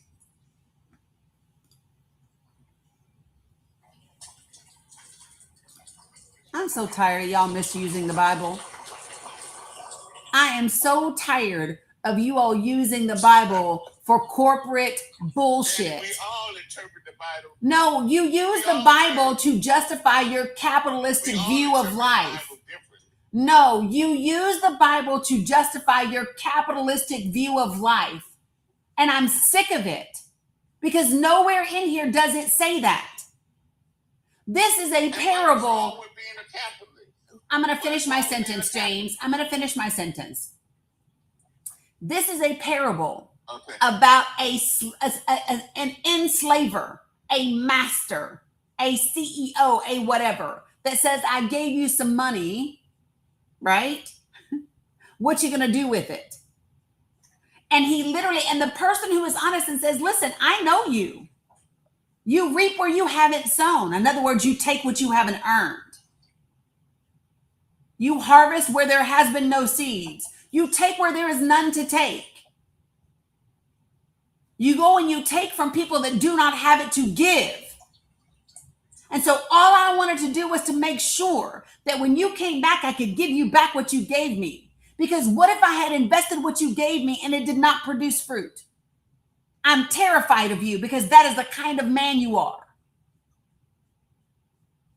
That's what this scripture says. And do you know what the slaveholder did? He actually cast that worthless servant out into darkness.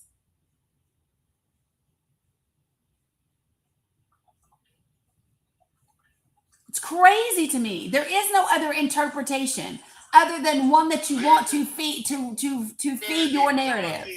For not taking advantage of opportunity. Their penalty for not taking advantage of opportunity. Is this about Jesus? Yes or no? Is this Jesus talking? Yes or no? Is this Jesus, James? The word is no, sir. Is this red letter Jesus talking? Yes or no? Jesus is usually. Is this? I'm not looking at that verse. Well, okay. So here, we do know who wrote the majority of the New Testament. It was interpretation. Who wrote it?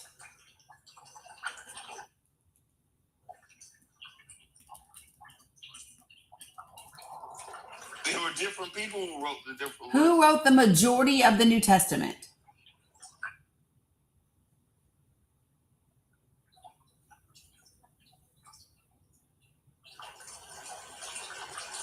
Anyway, it doesn't matter. Let me just tell you. So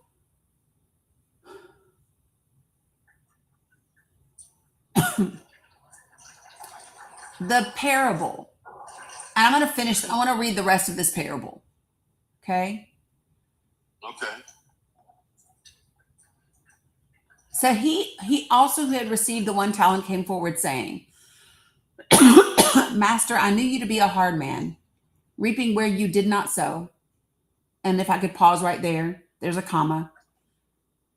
Should someone reap where they didn't sow, James? Should someone take a harvest that doesn't belong to them?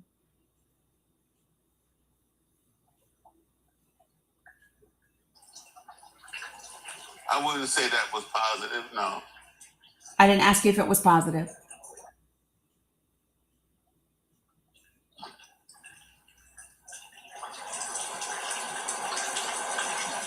Should a man take? It shows a dedication. Nope. This is a yes or no question. Okay. Should a man take a harvest that is not his? Should he reap what he did not sow? Yes or no? Should you steal? Yes or no? But he can invest. Should you? I'll be got. James, stop. You're not going to irritate my soul today. You're not.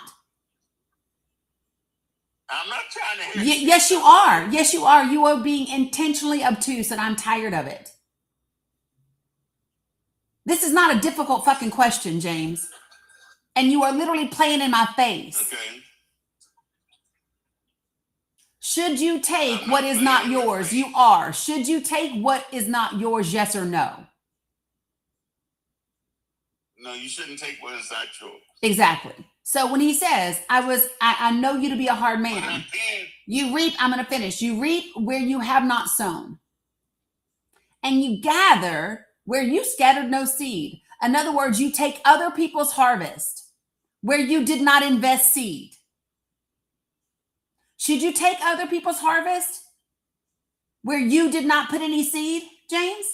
Should you steal someone else's harvest from their seed? Yes or no? Not when you put it in that context.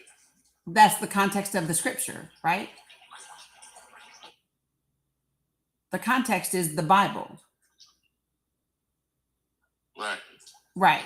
I have to go review that. I'm here. We're gonna do it together because you're not gonna. I told you you're gonna not play in my face today. You are not playing in my face today, James. Here's the scripture. The scripture says, he also, who had received the 1 talent, came forward saying, Master, I knew you to be a hard man, reaping where you did not sow, and gathering where you scattered no seed. So I was afraid. And I went and I hid your talent, your money in the ground, so that you can have what is yours. That's the context, James. And then his master said unto him, you wicked and slothful servant, you knew that I reap where I have not sown and gather where I scattered no seed? Then you ought to have invested my money with the bankers. So this right here tells you the talent is a money. And at my coming, I should have received that was my own with interest.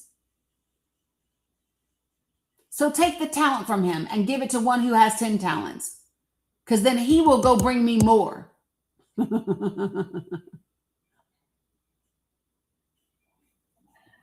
This is your extreme capitalism right here in your Bible.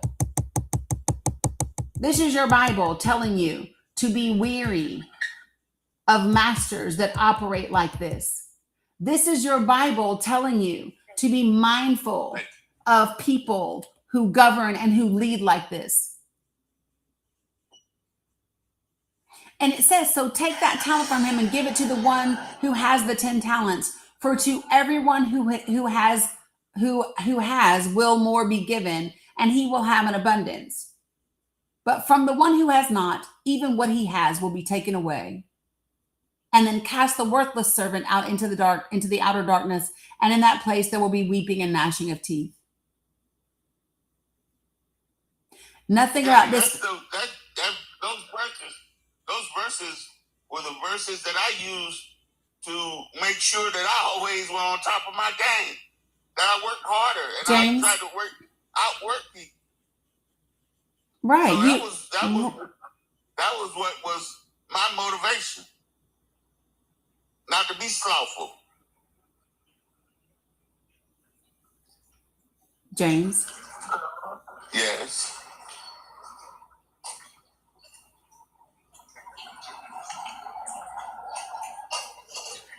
I would not care if a man that robs from people and steals other people's harvest considers me slothful. I wouldn't care. This scripture is not about what we do with our own gifts and talents. This scripture is about having an enslaver who steals from other people and who gives you things. So by the way, James, in this, that would mean the talents that he gave to them were things that he stole from other people. Places where he had not sown, where he had not planted seed. He had taken that harvest from other people.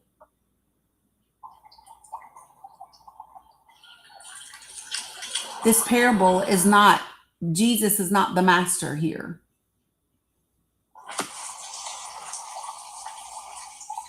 This is a slaveholder being called master in the Bible.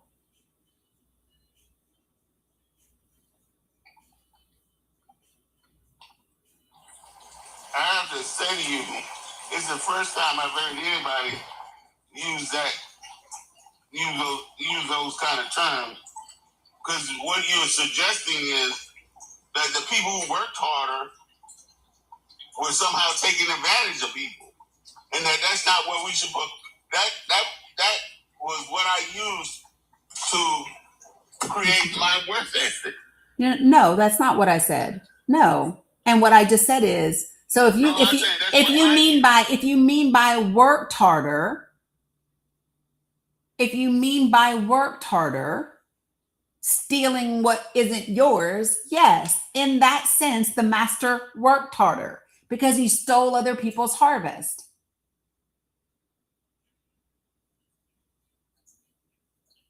And then what Well, he I did never was he considered took, you and then what stealing he did anybody's was he harvest. took that Because I stolen give it to you. harvest, he took that stolen harvest where he had done no work and planted no seed, and then he gave it to the people that work under him and said, go multiply it and bring it back to me. You should have brought back to me what was mine with interest. And if you didn't, you are wasteful because you didn't take what I gave you. Keep in mind, what I gave you, I stole from someone else. What I gave you, I stole from someone else. But because you didn't take what I gave you and go multiply it and bring it back to me so that I could have what I already stole plus interest, you're slothful. The fuck out of here with that. What verse is those in, Dani? It is Matthew. You're the one who gave me the parable, James. It's Matthew chapter No, 5. It's I- Matthew chapter Okay, I 5, just gave it to verses 14 through 30. Okay, chapter 5. Okay. Listen, I use the Bible in my spirit.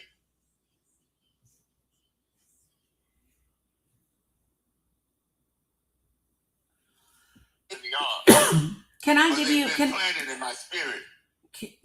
I want to keep going because it's funny to me that you stopped at the Okay. parable of talents. Do you know what scripture comes right after the parable of talents? No. It's the scripture around the final judgment. So I'm going to give it to you guys. Starting at verse 31, it says, quote, when the Son of Man comes in his glory and all the angels with him, then he will sit on a glorious throne. And before him will be gathered all the nations. And he will separate people one from another as a shepherd separates the sheep from the goats. And he will place the sheep on the right and the goats on the left. And then the king will say to those on his right, come, you who are blessed by my Father, inherit the kingdom prepared for you from the foundation of the world. For I was hungry, and you gave me food. I was thirsty, and you gave me drink. I was a stranger, and you welcomed me. I was naked, and you clothed me. I was sick, and you visited me. I was in prison, and you came to me. And then the righteous will answer him, saying, Lord, when did we see you hungry and feed you, or thirsty and give you drink? And when did we see you a stranger and welcome you, or naked and clothe you? And when did we see you sick or in prison and visit you? And the king will answer them, truly I say to you, as you did to the least of these, my brothers, you did unto me. And then he will say to those on the left, depart from me, you cursed, into the eternal fire prepared for the devil and his angels. For I was hungry, and you gave me no food. I was thirsty, and you gave me no drink. I was a stranger, and you did not welcome me. Naked, and you did not clothe me. Sick and in prison, and you did not visit me. And then they will answer, saying, Lord, when did we see you hungry or thirsty or failing a class? And he will answer them, saying, truly I say unto you, as you did not do it to the one of the least of these, you did not do it unto me. And these will go away into eternal punishment, but the righteous into eternal life. That's a part of my spirit as well. Yeah, but James, you are disconnecting the two. And they are in the same. The issue is one of my personal views, if you help people, if you only help people, everybody helps, then who do you really help? So I help people far down lower on the pole than most people help. I spent 10 years helping inmates get their GED. So I really believe in my spirit that I try real hard to help people. I don't make excuses for them, but I try to help them. Hey, Dominic, can you come help me, baby? You want to... Because I've seen people who had little or nothing that have gone a long way. Baby, will you give me ice and then the bottle of water that I had delivered? And I got you guys some splash too. Pour the bottle of water in that. Yeah, that eternal one, but I just need ice too. Let me just say this, folks. James, you want to separate these two. The parable before this, because this is all one this is all one chapter, right? If I go to verse 1, then the kingdom of heaven will be like 10 virgins who took their lamps and went to meet the bridegroom. Yeah, just you can use 1 second, folks. What, baby? Yeah, no.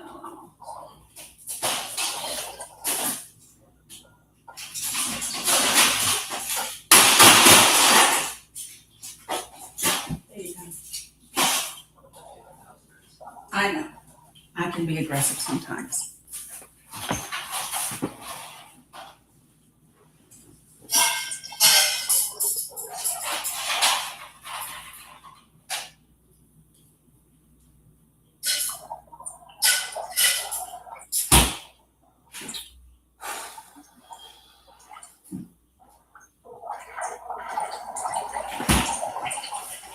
James, you want to separate them, and one of the issues, and so let me just say this: I appreciate you for just always being you. I just don't always like who the you is that you are. It doesn't mean that I don't care for you as a person. I'm just being direct. Like I don't have anything against you. Right. It is your mindset. You have a very ego-driven, materialistic view of the world. And the thing that irritates me is that you try to use the Bible and Christianity to support a very materialistic view of the world, which is the antithesis of what Jesus would want. And you use, and when we talked about this before, you virtue signal, James. You virtue signal, right? You help the virtue signal? Yes. What does that mean? And so this is what I mean. So just a minute ago, and you did this the last time you were on my panel talking about all the help that you give to people. You said, "Oh, I help people that are far below what most people would help." Right? I help people in prison get GEDs. Right? That's you virtue signaling. And you do it a lot, right? When we have these conversations. And what we have talked about previously is that you use what you do for people, right, as an indicator of who you are, right? Oh, look how good I am. I do this. I'm a good person because I do that. I'm a good person because I do this. And what I see is someone who believes that it's the things that you do, right? These individual acts. These are the things that make you good, rather than you doing the work necessary to actually just be good. So there's a difference. If you can only do actions that look good to society, that is different than simply just being good and doing the work necessary to just be that and show up in that way. So, like, James, do you believe in an eye for an eye? Do you support the death penalty? No, not necessarily. Well, then, so when you say not necessarily, that means yes. When you say not necessarily, that means yes, it's conditional. No, I say I waffled on it, but most of the time I believe that the state should not be in the business of taking lives. So if I had to vote on it, I could not vote in the affirmative. I would probably vote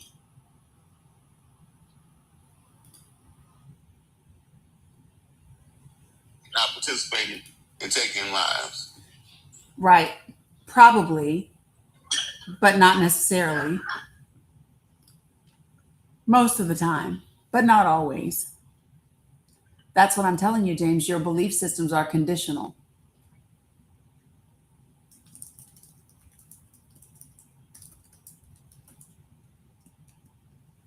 That's what I'm telling you. Your help is conditional. Your belief systems are conditional. It's all conditional. Under the right set of circumstances, you would support killing someone. Under the right set of circumstances, you support. I don't believe that Jesus or my God You are? requires me to be a footman. Stuff. So what does that have to do? What does that have to do? What does give me 1 second. Hold on, James. Hold on. I need to help the baby. 1 moment.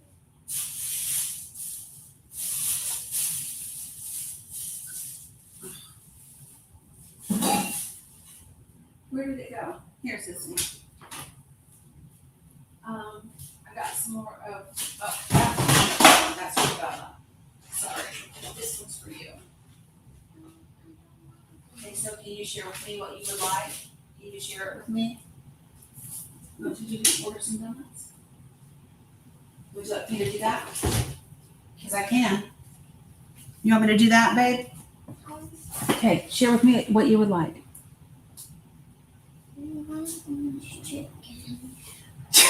Okay, I got you. I owe you that from yesterday. That girl is still on her orange chicken, y'all. Mila wanted orange chicken yesterday, and she still wants orange chicken today. She is not letting it go.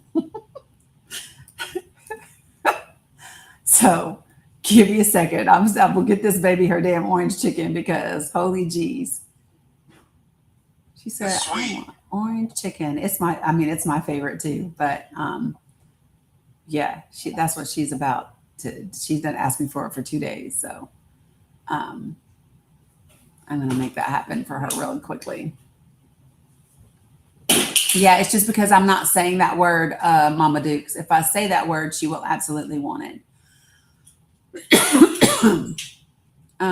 So let's do this really, really quickly. And that's okay because this can be lunch and dinner and be fine because it's a big enough serving that I can divvy it up, you know?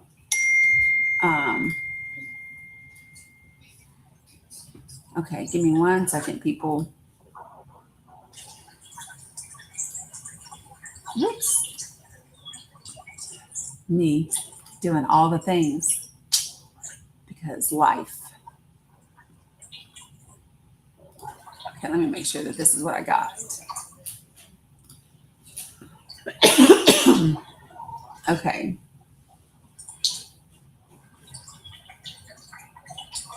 So I got Dominic his. Okay. Y'all know I gotta do what I gotta do with these kiddos. And make sure that they are good to go and taken care of. And sometimes that can be quite a bit. Is this not reflecting what I want? Okay, so James, I can talk to you while I'm doing this real quick, if you can give me a moment. So here's my thing, James.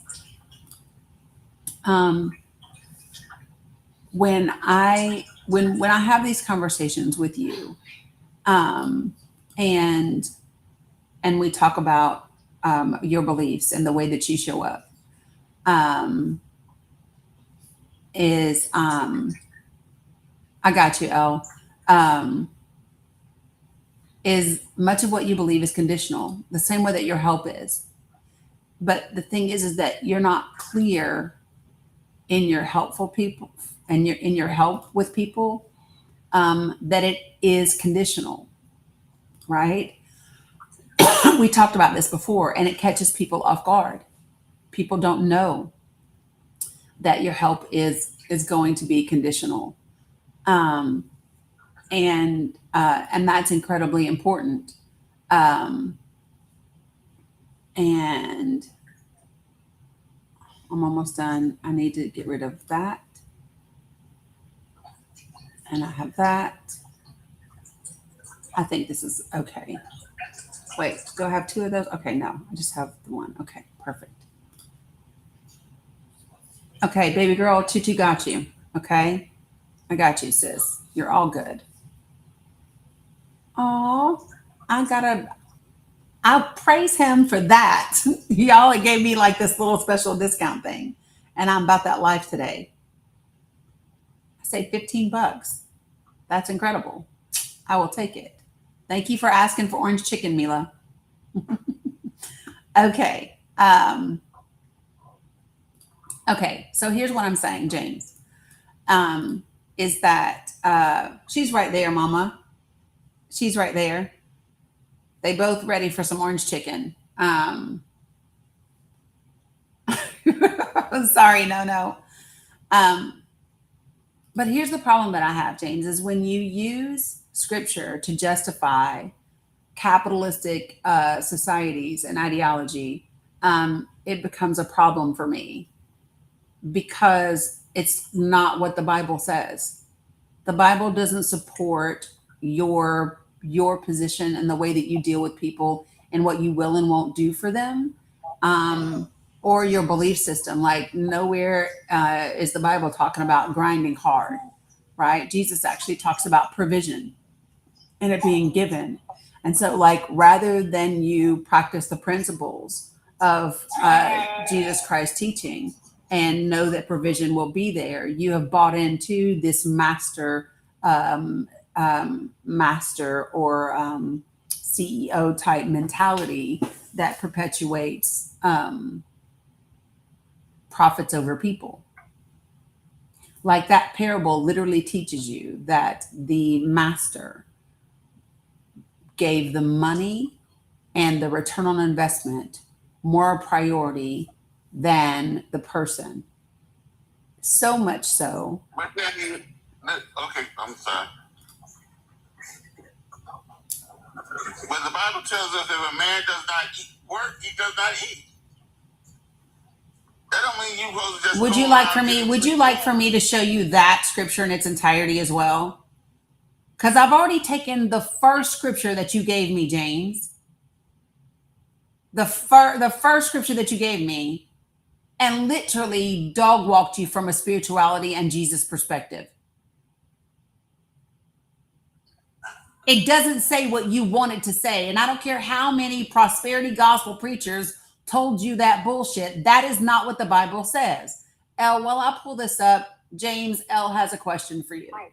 Just a quick question for you. And I'm coming from a very respectful place when I'm asking this. But I did hear Dani's comment about virtue signaling, and it got me thinking. Your comment about helping people in prison to earn their GED, like, would you, if it weren't highly visible, would you still offer the same help? And would you, if you weren't being publicly applauded for it, would you still do all the same things? Or are you doing it, is it for public recognition? Is it for pats on the back? Or is it because the goodness of your heart? No. I accepted it as a job. It was Orange County Public Schools paid me. So if go- it's a job. So you didn't just do it. Yeah, No, but I had an option. hold on. I could have opted. I could have opted not to go.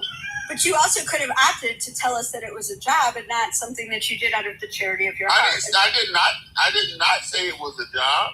But you didn't say that it was. You I presented it as it was something that you voluntarily did for people that were less than, and that you were helping a segment of society that normal people wouldn't help. You perceived that. No, I didn't perceive it, James. Let me tell you what you said. James. I came in cold, and that's what I heard. I came in cold to this whole thing, and I heard from you, it seemed to be altruistic and out of a place of kindness. And I've never encountered you before, James. So again, this is just me coming in cold. That's all. Well, when I say to you, the way I took my job and the way I handled myself as an instructor was kindness, because I treated my students to things they would have not had from other people. So the way I handled my classes, there were things that I did that I didn't get from other people. But that is the virtue signaling right there. Like you are signaling quite literally signaling yourself to be a virtuous person when you are a person that was earning money to do a job. That is, by its very definition, virtue signaling. And I don't intend to come in and be harsh. Not when you have hold on. I do intend to come in for a fact. James, let Elle finish, please. Can you let her finish and then you can speak? Okay. It's just one more sentence. I don't come in to be rude and difficult, but I do come in to just show you the truth in the statement that you made. And that's it. Okay, listen, I'm not saying it hurt. I'm an intellectual individual, so I don't take what you said to mean you being disrespectful, and we can talk and disagree without me feeling hurt on a personal level. But what I'm suggesting to you as an educator, and I don't have to go through my whole resume, but as an educator, I've always gone further than what was the norm. I would have movie Fridays so my inmates could see stuff that they would not normally see. I would give them popcorn and stuff. I wasn't required to do those kind of things.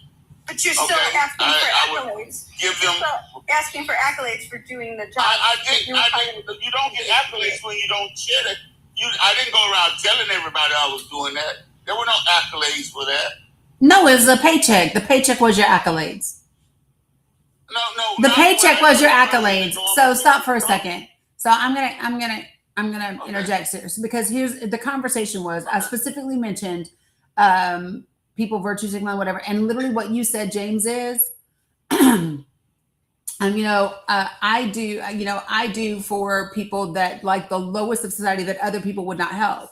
You said, for example, I worked with people in prison to get their GEDs, right? So, I think that I've helped people that other people in society wouldn't help. Literally, that was the context of what you said. You did not say I took a job and got paid to teach prisoners in prison so that they could get a GED, which is different. That is not altruistic. Right, but there's not a lot of people who want to even do that. I'm saying, what do you mean? There are plenty of people that teach in prisons. And do you know what else is crazy, James?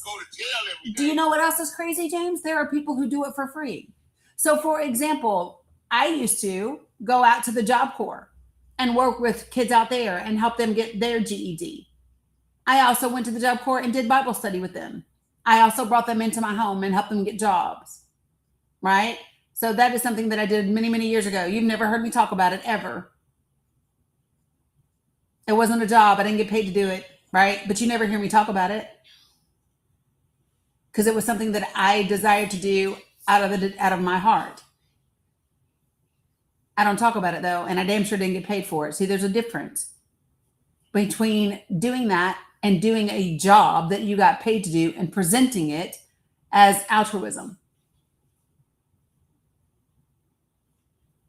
Danny, even when we do our jobs, we can go further than people are expected to do that makes what we're doing special. So just because I got paid for it doesn't take away from the fact that I did things to make my kids feel more humane. Sure, but the going further would be the doing it and not mentioning it. That would be the going further. Again, just from my perception of going further. We're up here sharing. So, I mean, if we weren't sharing. We weren't sharing, James. You brought it up. James, we weren't sharing. In the context of what we were talking about. No, you brought it up. The context was people should stop virtue signaling. The context was helping the least of these. That was the context, right? But the context wasn't about us as individuals helping the least of these. It's the doing while nobody's watching part that's critical here. Like, it's the doing without the pat on the back. It's the doing without the praise for it. It's just the doing it while the lights are out. And I hope that this doesn't come off as criticism. It's just meant as constructive, since you asked what virtue signaling was and how you were virtue signaling. No. When it comes out as people work hard and get rewarded for their work, they don't go around saying, "Oh, like our president, I didn't go around. I want a Nobel Peace Prize because I'm doing this." I did it because I wanted to do it. So you people understand the way that you rewarded presented for this just to going me. about their business. They're not talking about it. I'm so Can sorry to interrupt. The way you presented it was that you were not doing this as a job, is that you were doing it to help the community. And I think that's important to acknowledge that. And that's it. Sorry. And I can do a No, job you're right, and Al. help the community. Right, but that's not how you presented it. James, They can't stop. do the same. James, you can. But the reality is you did not present it that way. You presented it. Stop for a moment. Here's what you said. Okay. You said, I taught prisoners in jail, in prison, people in prison, so that they could get their GED. You did not say, I took a job to work with people in prison to get GEDs when I could have took a job as an educator somewhere else. You omitted information. You omitted information. I selected to go to the jail. You omitted information that was relative to the context in a conversation about virtue signaling. And the information that you omitted would have provided really important context to what you said. You selected to get a specific job. And I've told you that you choose to do things because they, for you, make you feel better about who you are. They just do. They feed your ego as to who you are in the world. Feeling good about who you No, but when you come on panel, James, that you when can't you come feel on good panel, about what you do. James, when you come on panel and you share, which is a lovely thing to do, and I enjoy doing it. I enjoy hearing feedback too. You leave yourself open to this type of critique and discussion. And so, again, this is not a pile-on. It's not designed for that. But but we're pointing out, exactly our perception of what happened. Go ahead. Listen, Dani has never been one to shy away from trying to put me in check, and I haven't been shy about keep coming back. So I don't have a problem with people criticizing me. I formulate my own self-worth, but I do listen to people. But what I'm sharing with you, I have a career of being there to help myself and my community by the steps that I take. So even though you might say, well, you got paid for it, I always got paid and went further than what my pay provided or said that I had to do. So, it doesn't. I did things that people did for me, and I went even further with it. So I hear you, but the realization is that people did certain things for me when I was in high school, and I built on those things and went further with what I did for other people, and that's where me feeling good about that, I don't think takes away from the life I led. Nobody said that it does, James. My point is that there's a difference between feeling good about something as a byproduct and feeling good about something as a motivating factor, as a driver for what you do. And this is the point of what I'm saying. And like I said, I appreciate you for always being who you are. I just don't always like who that is. I do appreciate your willingness to engage in conversations because it's beneficial to everyone that's listening. So this is the thing that I'm saying is that. And again, okay.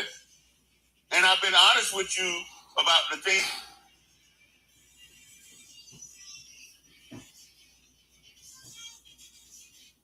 James, what I'm saying. That's driven me and that I've used to be my motivation.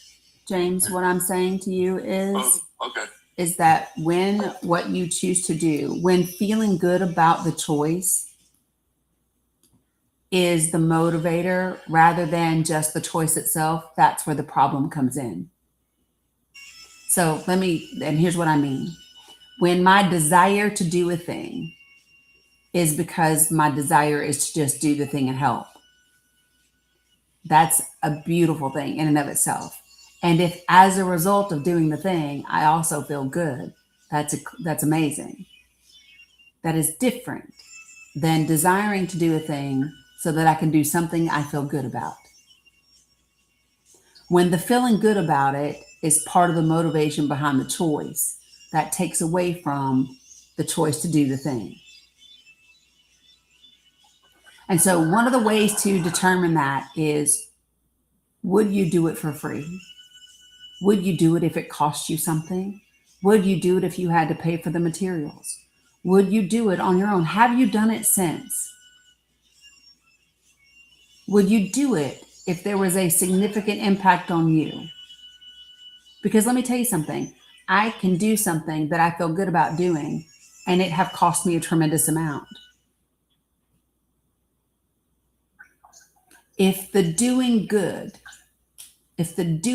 things is contingent upon it not costing you anything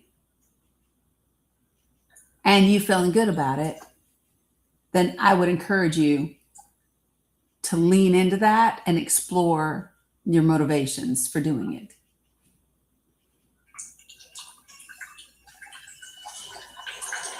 Well, I suggest to you, there have been times when I thought I was doing good or doing something that was beneficial for someone, and it cost me a lot. And not that not everything had to be beneficial, because there was some value to it at the time. But there have been times when I thought I was doing something good that took away from the value I already had. Are you harboring resentment for that? But are you harboring resentment for that, or are you Yes. able to let go of it? Because if you're harboring the resentment, I don't hold on to it. It's just a cost. I have to take in consideration that then each what time it reminded happens. you of it? What reminded you, if you're not harboring Excuse me? resentment? What reminded you of it if you're not harboring resentment? Like to somebody that's no longer harboring resentment, then it would have been a past bygone, not something. I don't get it. Well, I don't think I have to forget about things in order to be free from them. I'm free from them because I don't get angry about the fact that they happen. That doesn't mean I have to forget that they happen. I'm no longer angry about that they happen. Okay, so let me just say this. So the resistance that, and I really do think that this is why you end up coming back, James, is because you keep running into a brick wall of resistance when when you have to get to the place where you have to meet your ego in the mirror.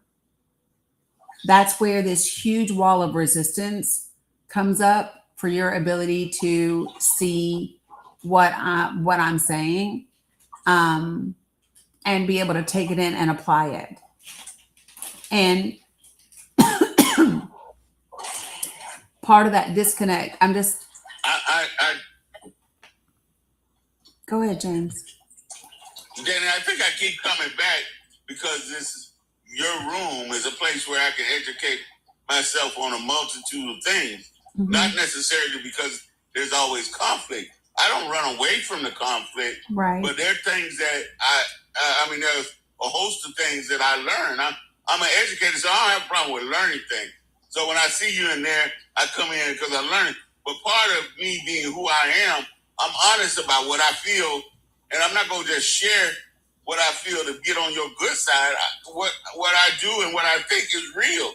It ain't nothing I try to, like I told you before, there are things I say the last time that weren't in the best of light. But I said it because that's what it was. Now, that ain't the same person I feel I am now.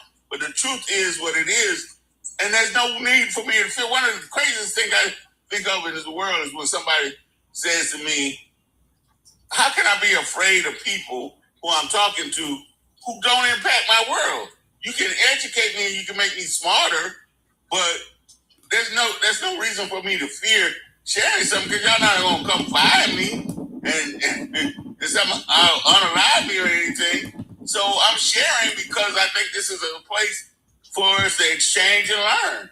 It is. And so let me ask you a question. And all the times that you've been here, can you share with me what you've learned? And the only thing I won't allow you to bring up is Palestine.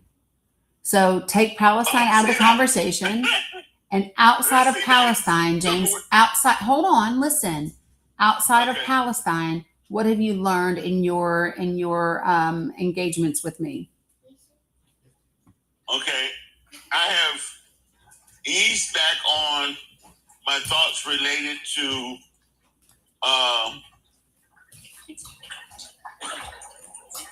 the changes our country made in terms of gays and that whole behavior. I've learned from that. We had a long discussion about that. What did you learn? And I softened my position, and it takes time for me to go back to where I softened my position. But I still have to tell you that I've given housing to that group of people. I've given housing, and I don't discriminate, even though I had some feelings that we discussed about that. So I learned that I have to be more acceptance and reduce my resentment, or even opening myself up to getting to know them, because I can give them housing without getting to know them. I didn't have dinner with them. I wouldn't go places with them. I wouldn't go party with them. So, I mean, there's still some things that I'm not doing. I learned that. I learned about when we talked about my daughter and whether or not she has a safe place to talk about her personal life and her issues with men. I learned about that. So did you ask your daughter if she's ever been sexually assaulted? No, I didn't ask that question yet. Have you asked any of your male friends if they have ever been accused of sexually assaulting anybody, or No, I didn't do that. no? Okay. So No. and so what you learned was you could still be bigoted towards LGBTQIA individuals, just not as harsh. So you could still make money off of them or give them a place to live, right? But you don't have to know anything about them. Or, No, I'm not. I wouldn't call my feelings bigoted. Okay, I'm just. what would so let me age, ask you a question. Would you know, I have to. It's just like I used to have an issue. James? I'm listening.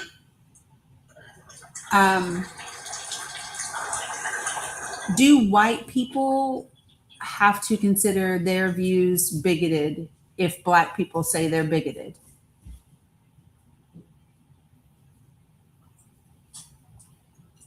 Yeah, I would think they would have to take in consideration if somebody was black was telling them that they said or did something that they thought was bigoted. Right, but but this is my point. So you want white people to listen when black people say your views are bigoted, but you don't want to have to consider when other people in the LGBTQ plus community tell you that your views are bigoted.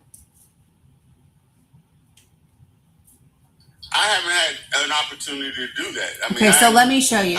So folks, if you belong to the LGBTQ plus community, can you put a rainbow in the chat for me? If you belong to the LGBTQ plus community, can you put a rainbow in the chat for me? If you feel comfortable. So, based on James's vocabulary and his speech, would you consider his views on LGBTQ plus individuals bigoted? I can answer that directly. So as a bisexual woman, I do not feel that the term they and like using the othering of LGBT community, LGBT plus community, it's the language I'm hearing. It's the they, and it's the othering. That group of people and those yes. people, and yes, Those it's the people, othering. yeah. So yes to bigoted, yes? I feel that it's bigoted. Correct. And you can see everybody else in the chat that is part of that community, James, also hears your verbiage as bigoted. But you can't. I can't cut myself off from my education or my history. I can try to make adjustments. I don't have a vehicle to sit and learn what kind of new verbiage I have to come up with. Yes. Okay. Wait. Wait, one black person to another? Shut the fuck up. Yes, you can. Stop it. The same way that you expect white people to get anti-racist is the same way you can become anti-bigoted towards LGBTQ individuals. And if you dare open your mouth and act as if that is not possible, James, again, this is why I have a problem with you. This is why. Because you say you're an educator, and yet you say the most uneducated shit ever and things that are against actually what education is. I'm not doing that.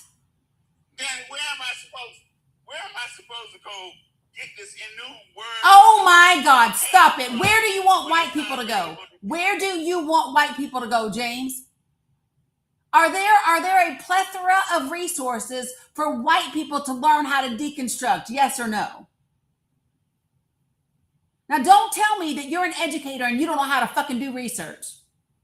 Don't tell me that you're an educator that doesn't know how to go research a subject if you are interested in deconstructing. Don't tell me that, because I know better. You insult my intelligence, and I done told you, you're going to stop playing in my face today. Why can't I just? You are going to stop playing in my face today. When does the fair start? When does the fair part start? And listen, if you are seeking to learn, you will find a place. If you're seeking to learn, you will open your eyes and find a place. There are plenty of places you can scroll through TikTok and happen upon a place. It's whether or not you're willing to receive it and hear it. That's all.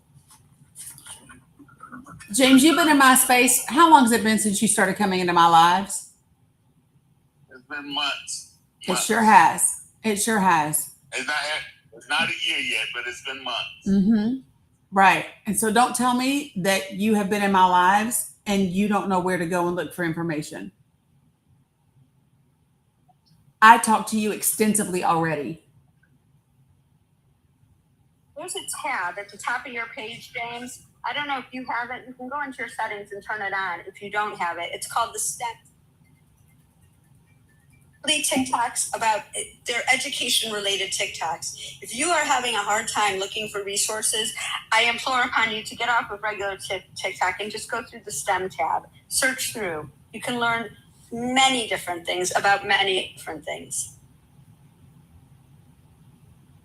So but I'm asking you, why isn't it enough for me just to be fair? Because when you're a bigot, you can't be fair. When you're a bigot, you cannot be fair. When you have a bigoted lens through which you view the world, you cannot be fair. You cannot be fair. You cannot be equitable, because you view the world and issues through a bigoted lens. That is why. So I need to ask you to keep hanging out, James. I want to go up and I want to get Azel Arts, and then I want to get to Timothy. Okay, so Azel, you had something you wanted to say? Yeah, James is a piece of work. I'm sorry. I wanted to go back to the very beginning. He doesn't know he puts on people his own standards on other people. And I'll give you an example. When I was in high school, I'm not going to say what was the sport. It was very intense, and but nevertheless, my coach at my last year of high school, he said, "Why don't you train the new people?" So I started training them, and I'm a high-level person. Okay, I was even competing in college. All right, so I had a standard. Now I'm trying to teach the younger kids coming in, freshmen. And at the time, I'm putting my standard onto them, and they wasn't getting it. And then it felt that they wasn't willing to learn. So I started to look at myself and say, what am I doing wrong here? I have to make it free-flowing to where they can engage. So I learned I cannot put myself onto other people that have different learning skills, different levels. And once I did that, they started catching on, and then they wanted to do what I wanted them to do. They followed along on their level. That was in high school. When I moved up into the military, I became a trainer, and it just grown on me. I didn't want to be a trainer. I didn't want to be an educator, but they wanted me to train other people, so I did it.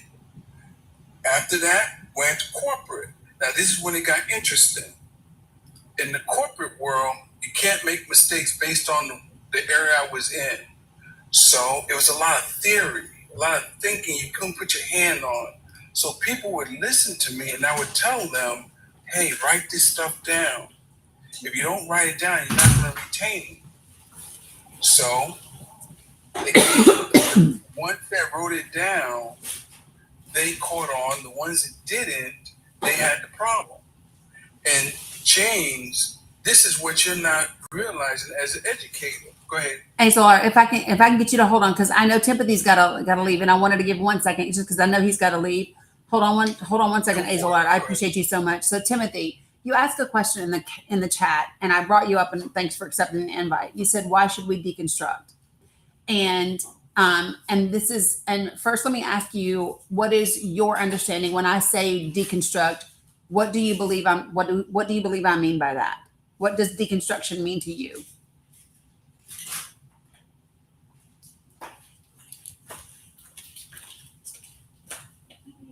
Timothy, are you able to unmute? I sent you an invitation to unmute. I don't know what it means. Okay, got you. So when I talk about deconstruction, so all of us have preconceived thoughts and notions about how we believe the world to work, right? And what we believe is right or wrong and whatever. And deconstruction is when you challenge things that you believed with new information. And when you understand some information might not have been accurate. It may have given you a certain prejudice, a certain bigotry that isn't applicable, right? So deconstructing is challenging the things that we believe we already believe, taking in new information and continuing to grow and evolve in our understanding of what those things truly are. So deconstruction is how we continue to grow in our knowledge and our understanding of information and issues. Well, I've always been a person to involve and learn. And I have realized a lot of things that I was taught was wrong. But as far as prejudiced, I've never been. I mean, my mama never taught me that. And plus I lived most of my life down in Florida where there was some form of prejudice there, but not like here where I'm at now in South Carolina, which is extreme for some reason. But I wasn't really around it that much. I mean, well, so here's what I would say is that as a white man in Florida, you might have been around it and not aware of it. Right? It's not as prevalent there as it is like Alabama, Georgia, South Carolina. So what I would say is that it's not, when you say it's not as prevalent, I would say it's probably not as overt. So when we talk about overt versus covert things, right? And that's the part that's different. And so when you are a black and brown person or whatever, then you can see and feel and experience things that maybe, it's not as overt. So maybe nobody is burning a cross in a yard, right? But maybe they are full of microaggressions and other disparities that still exist. And so that's part of the deconstruction because it helps us continue to learn and evolve. Well, I know in Mississippi and Alabama and South Carolina, it's kind of like over the top. Yeah, I mean, I will tell you this. I've always lived in the South. I've lived in Tennessee, Virginia, South Carolina, North Carolina, and Georgia. And it's very prevalent there. I also have friends that live in Florida where it is also a horrific problem, depending upon where you live in Florida, right? But your question was why deconstruct? Because you said, why should we deconstruct? And I hope that I've answered that question as to why we should deconstruct. Yeah. But like I said, I hit follow and I got to run. Okay. Well, you're welcome to come back anytime. I appreciate you for joining. Thank you. Thanks, Timothy. All right. Azalar, I definitely want to let you finish because you are on a stellar point about not applying our own standards and our own understanding to everyone else. So if you want to continue down that road. Yeah. So my next test to him is when his inmates that he's giving them a test and they fail. What does he get out of it when you have to tell them they failed? And what do they get from? What does he see from them? What's the feedback? And so if she could eat a little bit before we go, that would be great. She's not probably going to be ready to. If you're asking me, what they get back is me encouraging them to do better. I can't change the standard. I can't change the standard that is required because I want to make them feel good, because the standard that is required is the only way they can pass the GED. So I can't suggest to them, oh, you can be happy with where you are, because where you are is not going to get you a passing grade for the GED. So you got to get further than that. So I can't, you work with where people are, but there's still a standard that you got to reach that doesn't take their abilities into consideration. We got to go to your school, and I'll help you. Okay. So you hit on one point. You don't want them to feel good. That's a part of education. If you don't feel good in what you're doing, even as the instructor or the learner, they're not going to learn. It's okay for you to think that way. That's not the way I think. The bar is where the bar is. Hold on. I can't give you a data boy for being under the bar. Actually, no. Go ahead. Yeah. So actually, James, you can always give an attaboy. You can give an attaboy, and then you can adjust to whatever is necessary to be added to what you're doing to help elevate someone else to a particular level or agenda, right? And just for clarification purposes, is the standard for GED not pass-fail? So like an attaboy would always work even if the standard of pass was not met, right?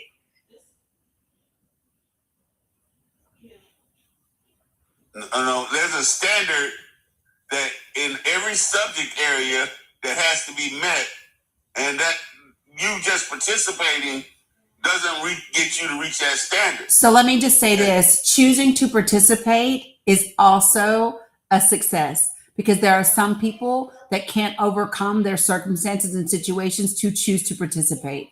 So yes, celebrating someone's choice to even participate is an option and often has great benefit.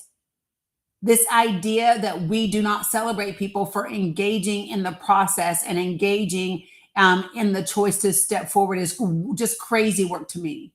It takes fucking courage to step into a place that is intimidating. It takes courage to get on a court. It takes courage to enroll in a class. It takes courage to go to therapy. It takes courage to start to learn about finances and balancing checkbooks. It takes courage to take on the things that seem insurmountable, and what seems insurmountable to one is not what seems insurmountable to others.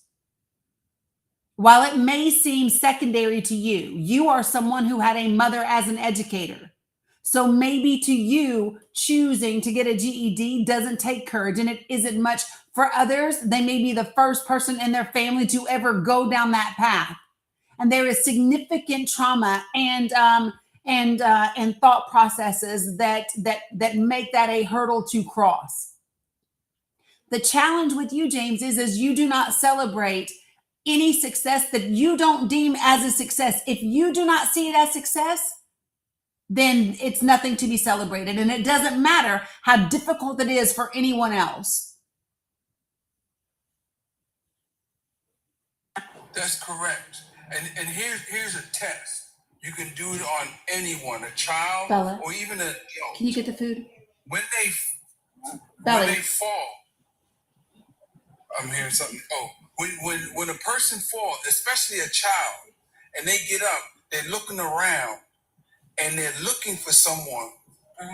And when they find someone, they're looking at that person's face. If you laugh, they'll start laughing. But if you show worriness or sad, then they start crying. Yep. It's a feedback. And that's what you're giving. You're giving negative feedback. There's no positive, nothing that you're saying or doing. I'm sorry for the background. It's okay. It's okay. It's your feedback. And with that negative feedback, that's what you want to get. It's no different if I start giving you names that you don't like. That's what you're going to throw back onto me. So one of the things I said, listen to you about when you suggested about coaching. See, my experience with coaching is totally different. My coach's job was to get me to go somewhere or get to a place that I didn't even think was possible. So one of my things my coaches would say to you, if I'm not riding you and I'm not on your back and I'm not telling you that you're not doing enough, then that tells you that I still care about you. When I stop talking to you and I stop pushing you and stop motivating you, that's when I've given up on you. So let me just say this. Suggest that you accept You get your tip for her. where they are. Your job is to get them to go places where they never even thought possible. No. So here's what I'm not doing. I'm not doing toxic coaching strategies. I'm not doing that. No, he's So in the coaching. James, we are not going to talk about so let me just say this. This idea, and they do this a lot in the military and in athletics, where, the more that I demonize you, the more that I pick on you, the harder I am on you, it's to bring out this greatness in you, right? That's this very toxic mentality that they sell for the military and that they sell for athletics, which is also why the men who participate in sports and the men who are in the military often commit higher levels of aggressive harm when it comes to women and other people. If we need to call a thing a thing. Those things are not necessary.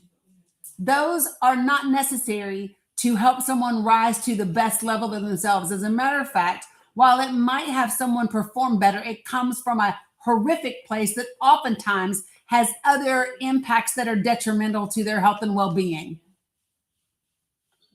And what's crazy work to me is that we are sitting here and I am talking to someone that is in their 60s that is still holding on to what their coach taught them in college. And that is why deconstruction is so fucking necessary. So we have to grow to where the things that we learned in high school and in college, no matter who they were from, whether it was from a teacher, a pastor, or a preacher, that we give ourselves permission to learn and do better than what they taught us 40 years ago. If your life is being dictated by what you learned 40 years ago, when we lived in a society that harbored and protected predators, right? We lived in a society where it was always a girl's fault or a woman's fault if she was SA. We lived in a society where we don't tell what happens in these four walls. We lived in a society that perpetuated trauma and violence and abuse. And at this stage in the game, we need to be in a better place. And if you are not personally in that better place, then I question what type of work you are doing to grow as a person. And James, the reason why I did not allow you to use Palestine as something that you've learned in my space is because Palestine has nothing to do with James as a person. I want to know what you've learned that causes you to have to grow, for you to have to face something and be different. Learning about Palestine and Israel, that doesn't cost James anything. But James having to deconstruct his own homophobia and transphobia, that's cost James something. James having to confront his own ego and his own virtue signaling, that cost James something. And that's why I won't allow you to use Palestine. Nope, because it doesn't impact your day-to-day life. And so I won't let you use it. Dominic, here, baby. So that's why. I'm just over this. Oh, if I'm not, that's like, oh, if I'm not, do you know what you sound like, James? You sound like what they taught us as little girls. Let me speak for myself because I'm Gen X.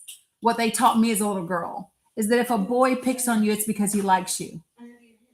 the more he makes fun of you. If a boy hits you, it's because he likes you and he just doesn't know how to express it. I am tired of society teaching us that abuse is what makes us know that someone cares about us. No, thank you. Don't give a fuck about me, please. That's what I would prefer. I'm tired of us excusing abusive, manipulative behavior and teaching our children and teaching ourselves that it is somehow a form of affection.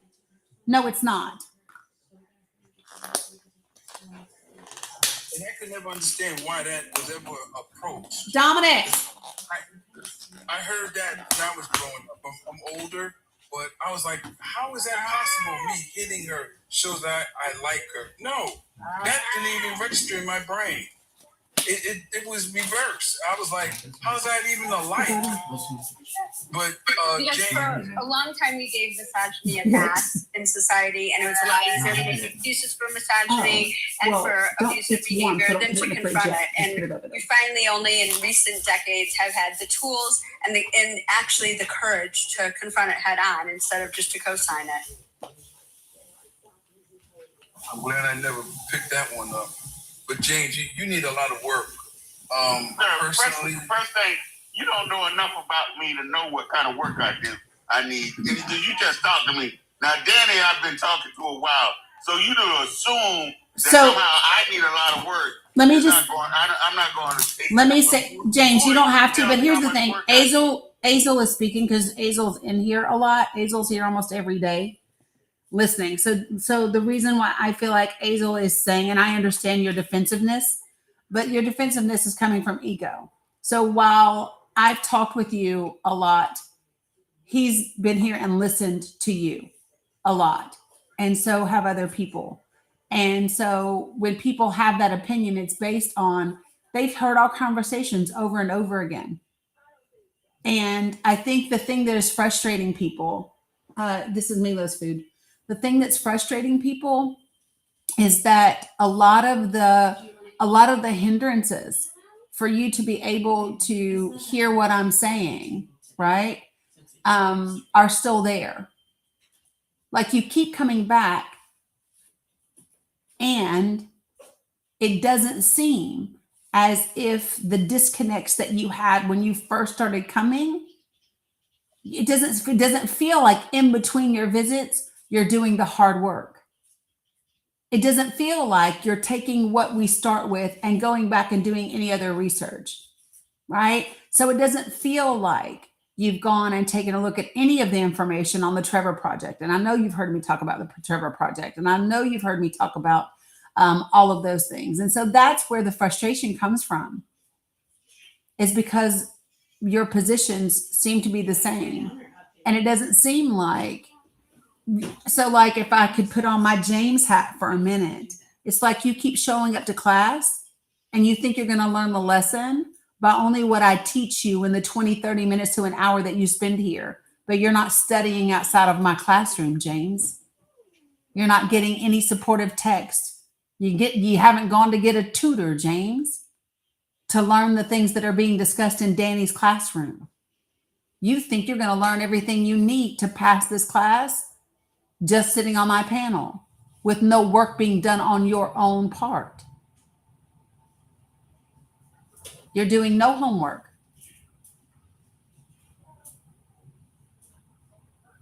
Does that make sense? Well, you're participating, but you're not I always feel like I'm learning and growing, and I interpret things based on whether or not there's some movement that I want to make or I not make. That you want to make. So then just say that you want to be this way. Just say that you don't. Just say, James, that you don't believe that you should change anything, and then that's okay. Some of the things that I am have worked for me, then. It doesn't. So do they still work for you? Do they still work for you today in terms of who you desire to be?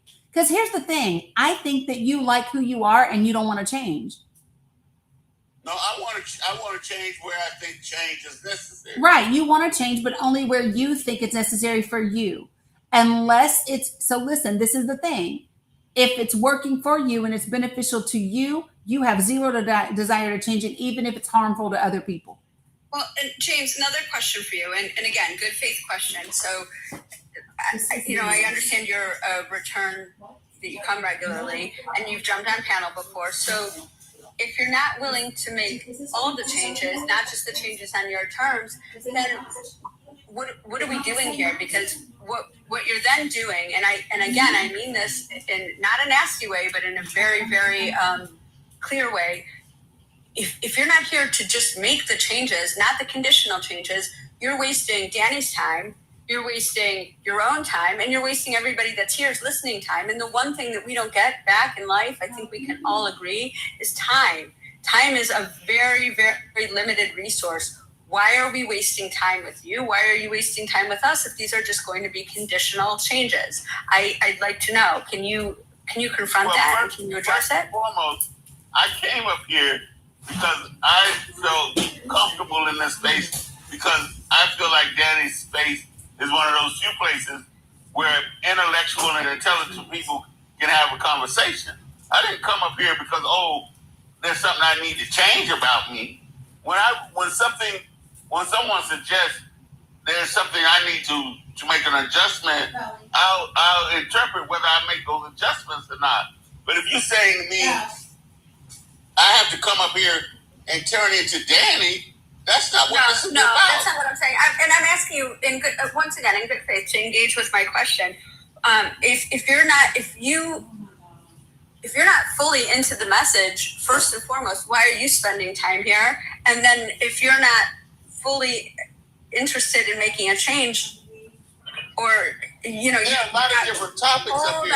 Hold on, and you're not willing to receive what we're giving you fully without pushing back, then maybe this, I'm not dissuading you to not be in this room, but just think about the resource of time. And our goal here is mostly to try and get people prepared for midterms and what's beyond that. Like, we wasted a whole hour and a half with you today. I'm not saying it's wasted. We've used a whole hour and a half speaking with you today. If it's not to move the discussion forward and to move James forward, what are we doing? Man, I thought we came up here to talk about a lot of different subjects. I didn't think we came up here. I came here just for counseling. Now, when Dani turns into a discussion related to what I'm thinking, I accept that, and I'm free to talk about it.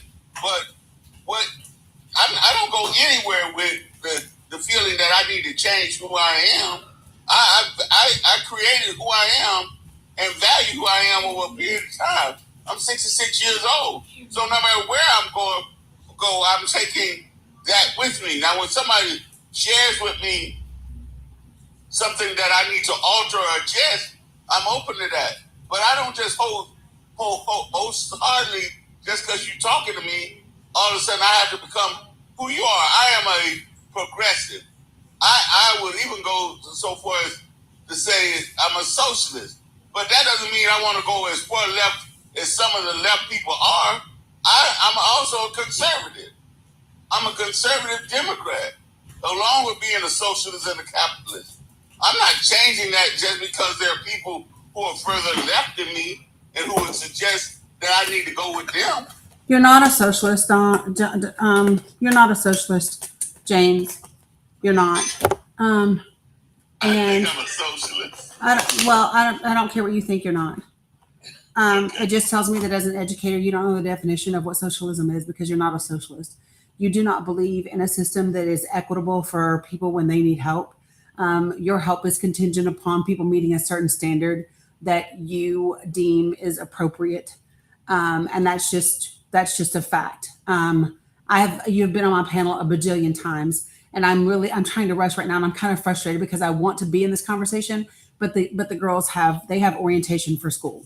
Mila's starting kindergarten, Bella is going in the 4th grade, and orientation it just started. We can come anytime in between this, but it's only a 45-minute window. So I need to go. I want to be back in this conversation. So let me just, first of all, I appreciate Azal Arts and Elle and everybody coming. James, I even appreciate you. I really do. The thing that I really wish that you would do. Yes, baby. Yes, it is. No, it's not. Just one. The thing that is frustrating for me, it's hot enough for you to eat. It's not cold though, baby. So listen, the thing that is frustrating for me, and I'm just going to speak for myself, I don't think that it is ever a waste of time when you're in this space, because what you do not learn, other people that are listening do. So I said this repeatedly, and I want to say it again. It is not always about the person on the panel. It's about the other people that are listening to the conversation. And there are people that aren't James and won't get on the panel. And so he provides an opportunity for other people to learn. So I'm always grateful for that. We meet tonight. Project for the People meets tonight at 8 p.m. Eastern Standard Time. The rest of my day is really fucking crazy. The girls have orientation. I have to take my daughter to the dentist. I have to come back and get ready for Project for the People. And I really want to finish this conversation, but I'm not going to be able to right now in this moment. So for everybody that has liked and shared the lives or given gifts, I appreciate that tremendously. I will be live again tomorrow. Of course,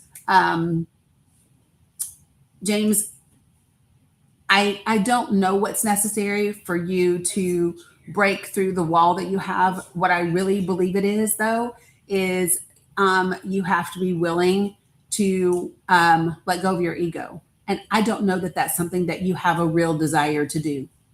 Your ego is the driver in every conversation. Your ego determines how you view life, how you view help, and how you view other people. And that might be difficult for you to hear. I'm just sharing that with you based off of all of the conversations that you and I have had. And outside of you, how what you say, do, and think impacts other people doesn't really sit home. And I'm going to give you just one example.